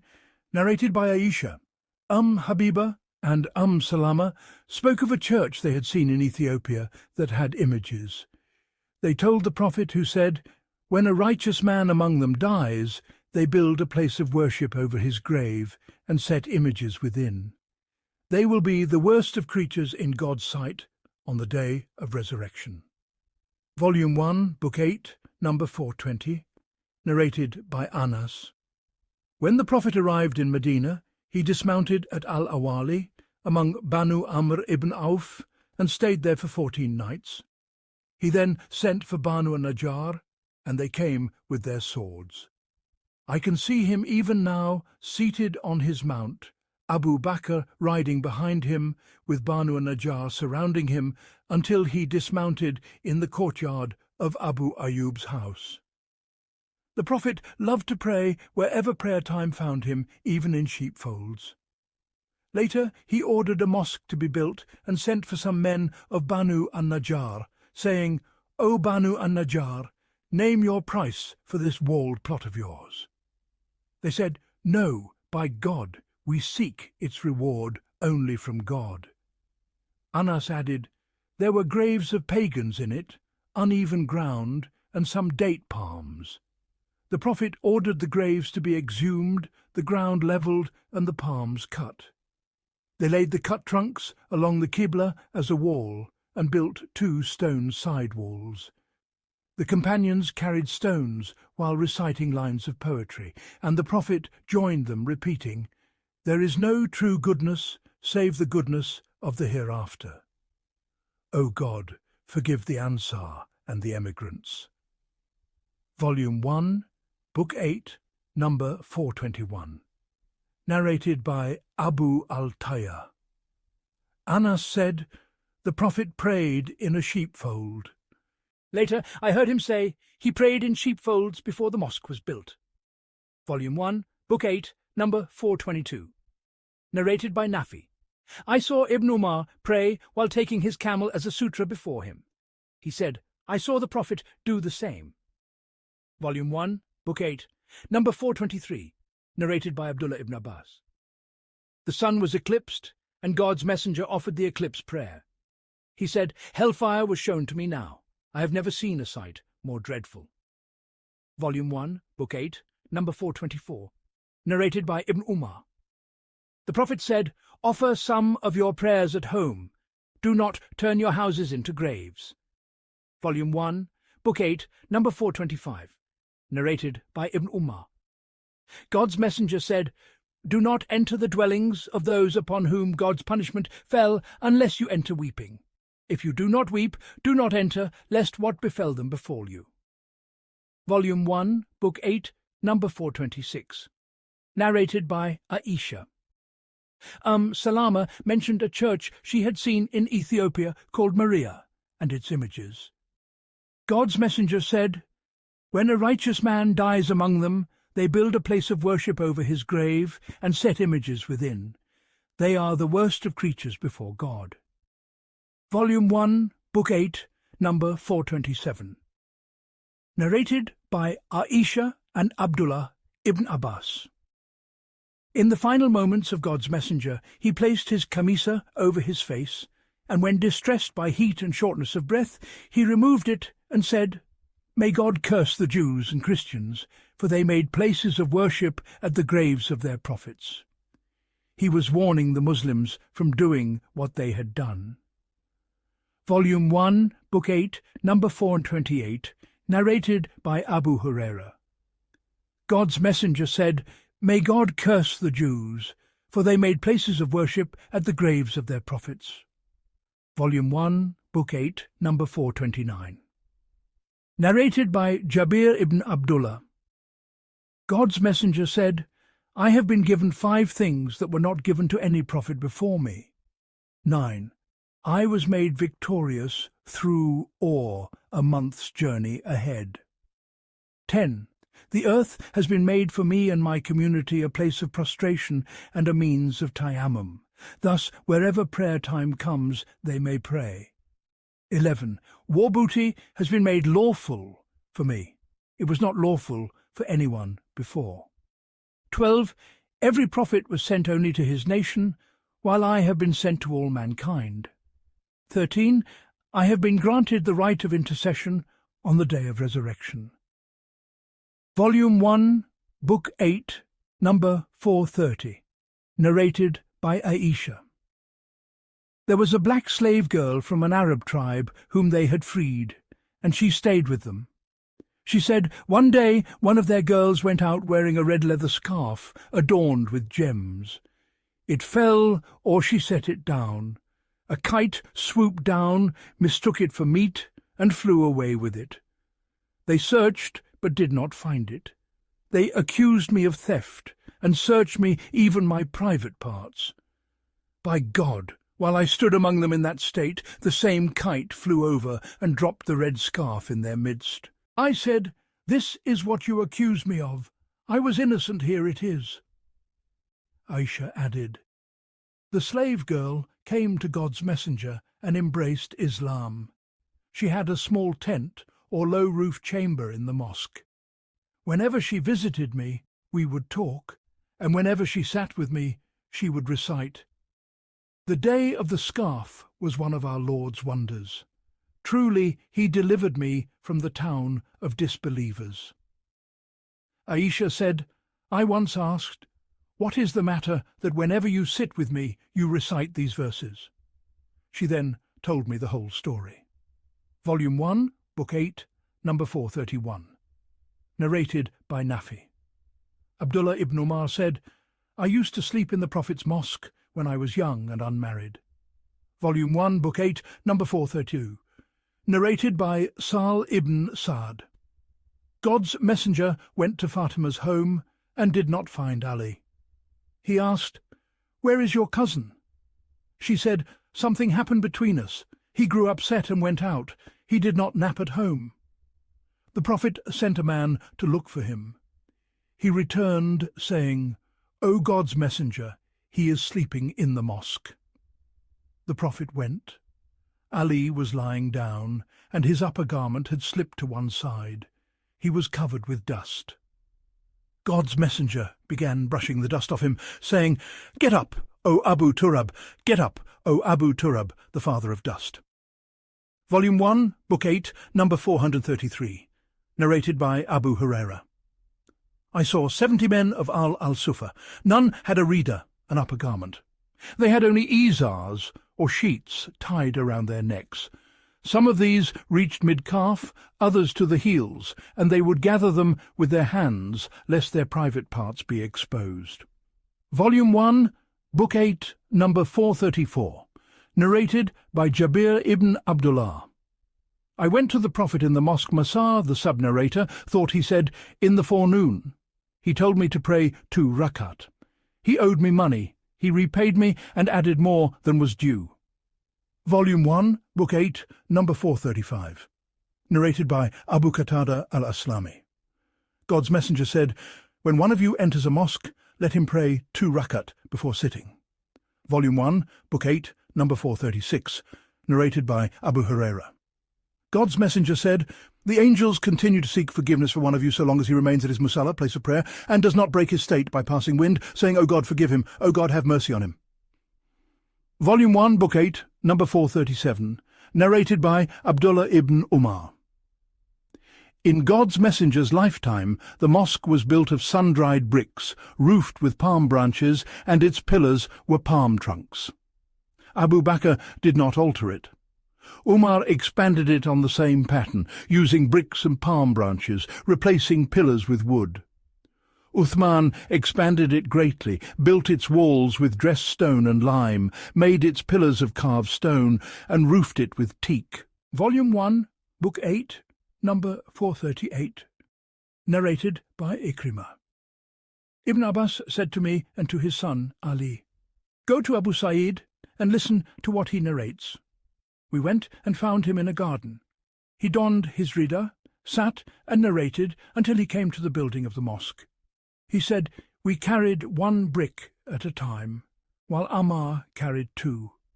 The Prophet saw him, brushed the dust from him, and said, 'May God be merciful to Ammar.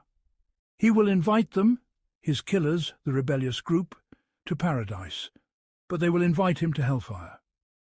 Ammar said, "I seek refuge in God from tribulation." Volume 1, Book 8, number 439. Narrated by Sahl. God's messenger sent to a woman, saying, "Instruct your slave carpenter to make a wooden pulpit for me to sit upon." Volume 1, Book 8, number 440. Narrated by Jabir. A woman said, "O God's messenger, shall I have something made for you to sit on? I have a slave who is a carpenter." He said, "If you wish." So she had the pulpit constructed. Volume 1, Book 8, number 441. Narrated by Ubaidullah al-Khawlani. I heard Uthman ibn Affan say, when people argued excessively about his intention to rebuild the Prophet's mosque, "You have overtalked this." I heard the Prophet say, "Whoever builds a mosque," Bukair thought that Asim, another sub-narrator, added, seeking thereby God's good pleasure, "God will build for him a similar house in paradise." Volume 1, Book 8, number 442. Narrated by Amr. I heard Jabir ibn Abdullah say, a man passed through the mosque carrying arrows. God's messenger said to him, "Hold them by their heads." Volume 1, Book 8, number 443. Narrated by Abu Burda ibn Abdullah, on his father's authority. The Prophet said, "Whoever passes through our mosques or markets carrying arrows should hold them by their heads, lest he harm a Muslim." Volume 1, Book 8, number 444. Narrated by Hassan ibn Thabit al-Ansari. I asked Abu Hurairah, "By God, tell me truly, did you hear the Prophet say, 'O Hassan, answer on behalf of God's messenger, O God, support him with the Holy Spirit'?" Abu Hurairah said, "Yes." Volume 1, Book 8, number 445, narrated by Aisha. I once saw God's messenger at my door, as some Ethiopians were playing with spears in the mosque. God's messenger screened me with his reader so I could watch their display. Urwa said that Aisha said, "I saw the Prophet and the Ethiopians were playing with their spears." Volume 1, Book 8, number 446. Narrated by Aisha. Barira came seeking my help with her manumission. I said, "If you wish, I will pay your price to your masters, but your wala, 1, will be mine." Her masters said, "If you like, pay the rest." Sufyan, the sub-narrator, once said, "Or if you like, free her, but her wala, 1, will be ours." When God's messenger came, I told him. He said, "Buy her and free her. Truly, the wala, 1, belongs to the one who manumits."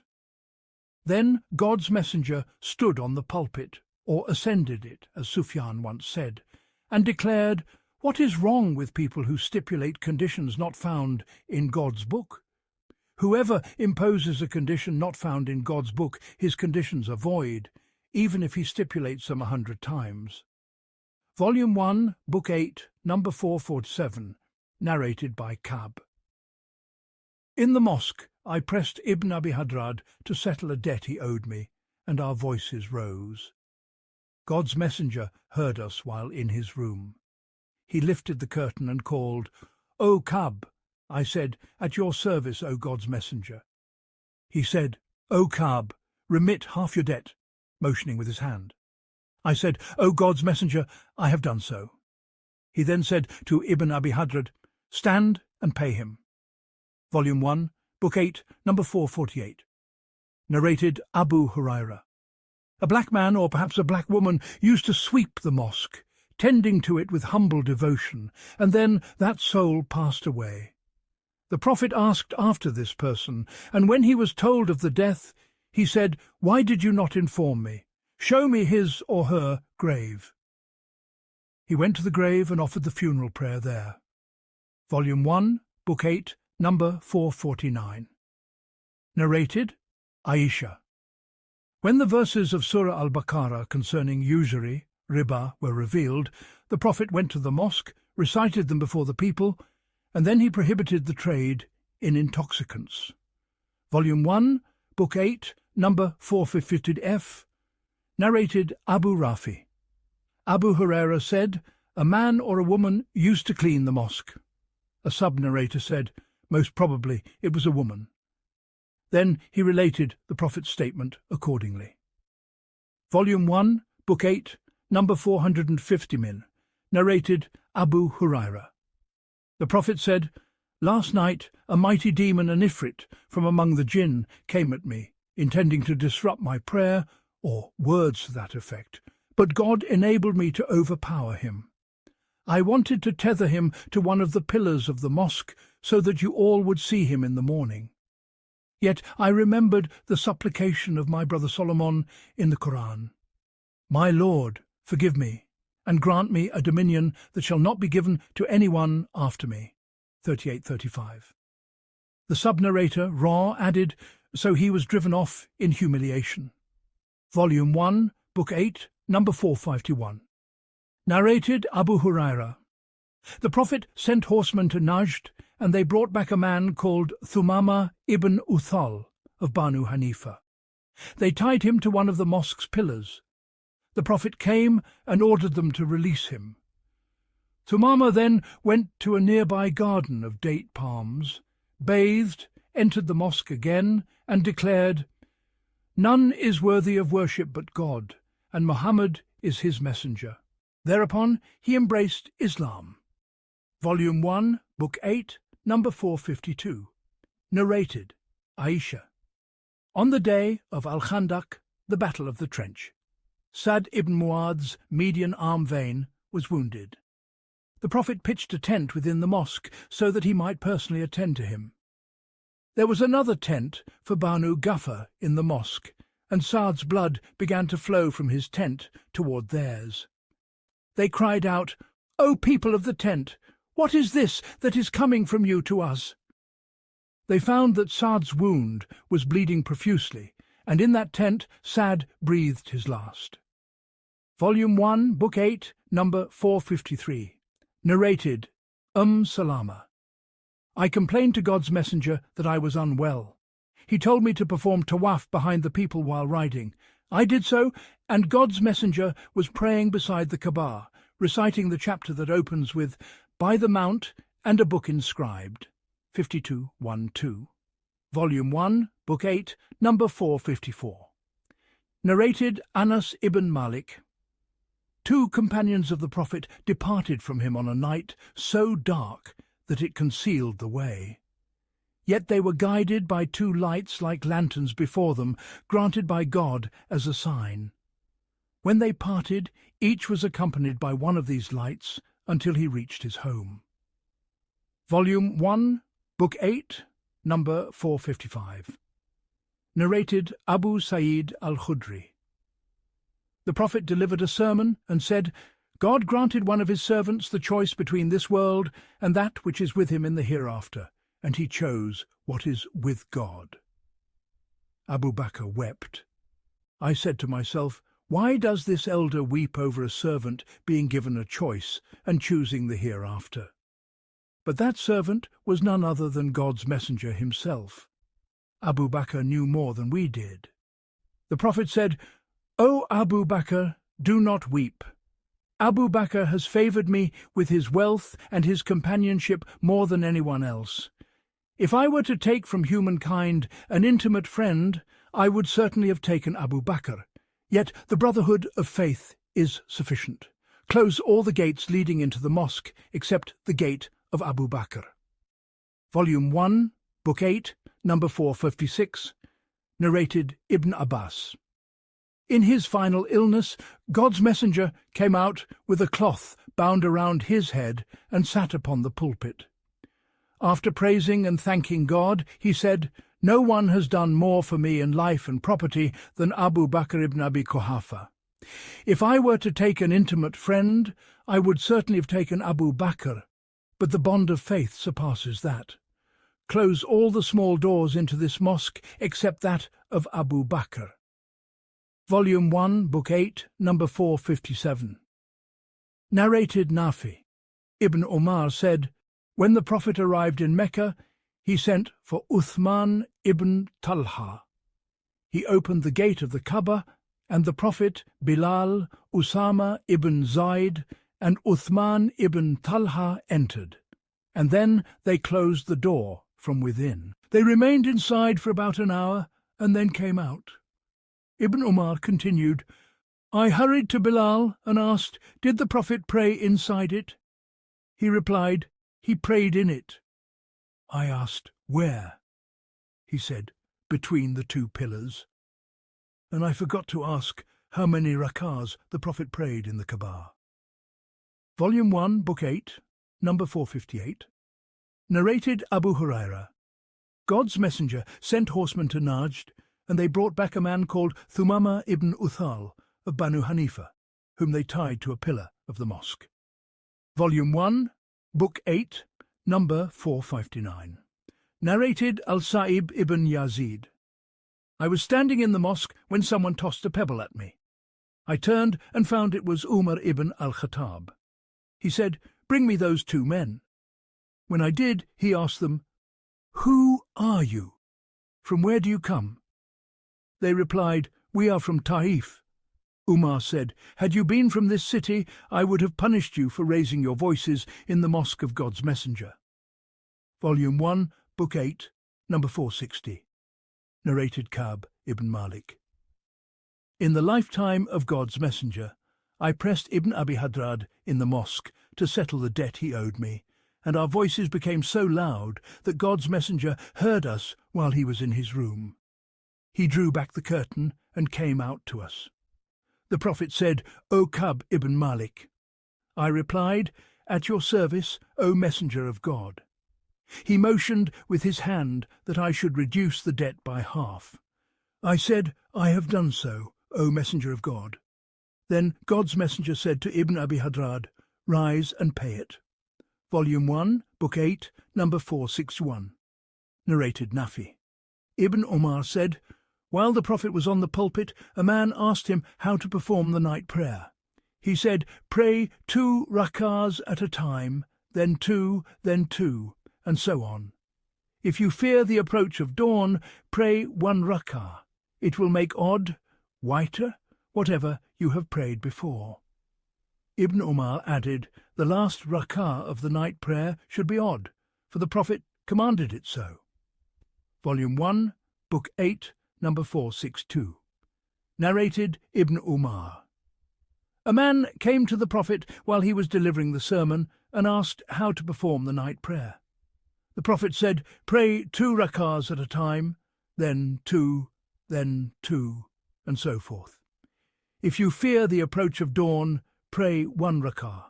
It will serve as witr for all that you have prayed. Narrated Ubaydullah ibn Abdullah ibn Umar. A man called out to the Prophet while he was in the mosque. Volume 1, Book 8, number 463.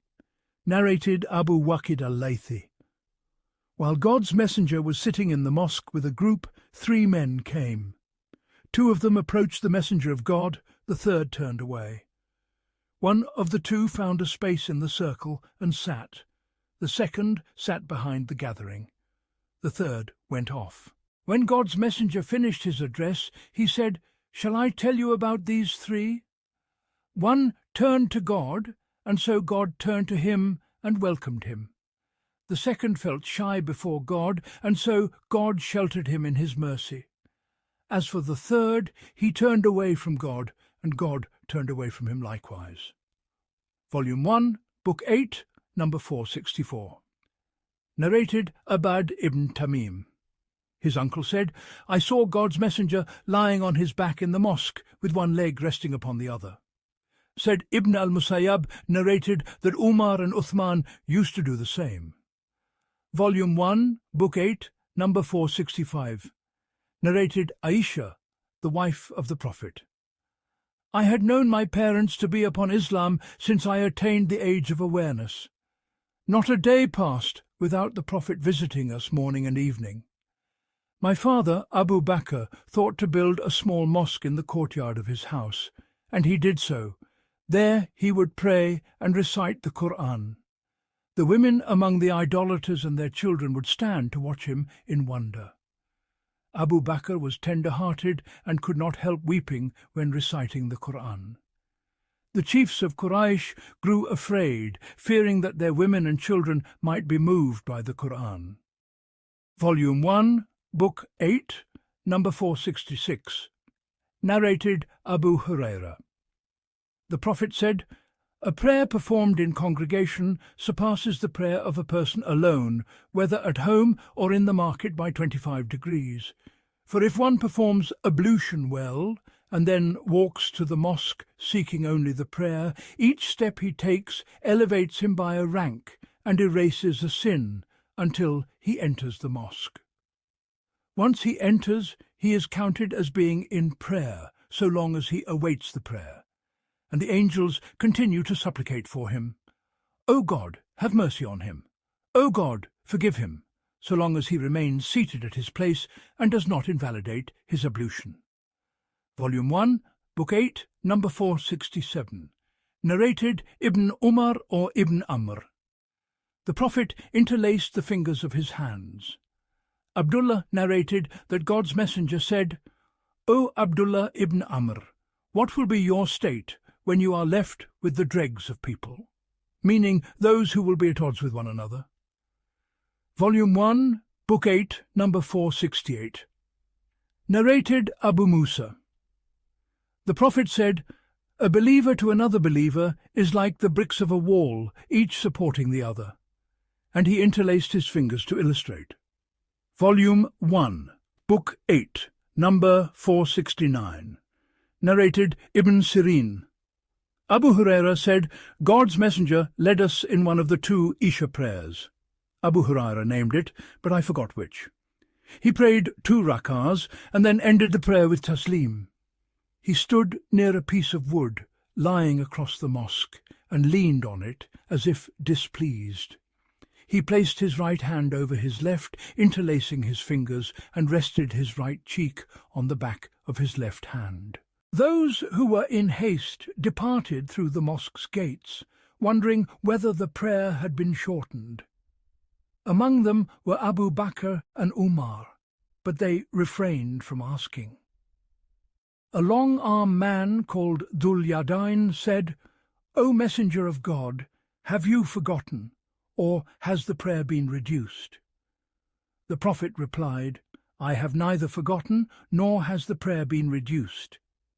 He then asked, "Is what Dhul Yadain says true?" They said, "Yes." So the Prophet stood and completed the remainder of the prayer he had omitted. Then he made taslim and said, "Allahu Akbar," and performed a prostration as he used to prostrate, or even longer, then raised his head, saying, "Allahu Akbar," then again said, "Allahu Akbar," and prostrated as he used to prostrate, or even longer. Then he raised his head and said, "Allahu Akbar." The sub-narrator added, "I think they asked Ibn Sirin whether the Prophet concluded with taslim after that, and he replied, I heard that Imran ibn Hussein said, then he made taslim." Volume 1, Book 8, number 470. Narrated Fudail ibn Sulaiman. Musa ibn Uqba said, "I saw Salim ibn Abdullah searching for certain places along the way and praying there. He related that his father used to pray there, and had seen the Prophet pray at those very places." Narrated Nafi on the authority of Ibn Umar, who said, "I used to pray at those places." Musa, the narrator, added, "I asked Salim about this, and he said, I agree with Nafi concerning those places, except the mosque situated at the place called Sharaf al-Rawha." Volume 1, Book 8, number 471, Ibrahim ibn al-Mundhir al-Hizam related, Anas ibn Iyad told us, saying, Musa ibn Uqba, on the authority of Nafi, that Abdullah ibn Umar informed him, God's apostle would alight at Dhul Hulayfa when performing Umrah, and in his pilgrimage when he performed the Hajj, he stayed beneath a samura tree at the spot where the mosque at Dhul Hulayfa now stands. And whenever he returned by that route from a military expedition or from a Hajj or an Umrah, he would go down into the bed of a valley. And when he had emerged from the valley bed, he would make his mount kneel on the stony plain, al-Batha, at the brink of the valley's eastern bank.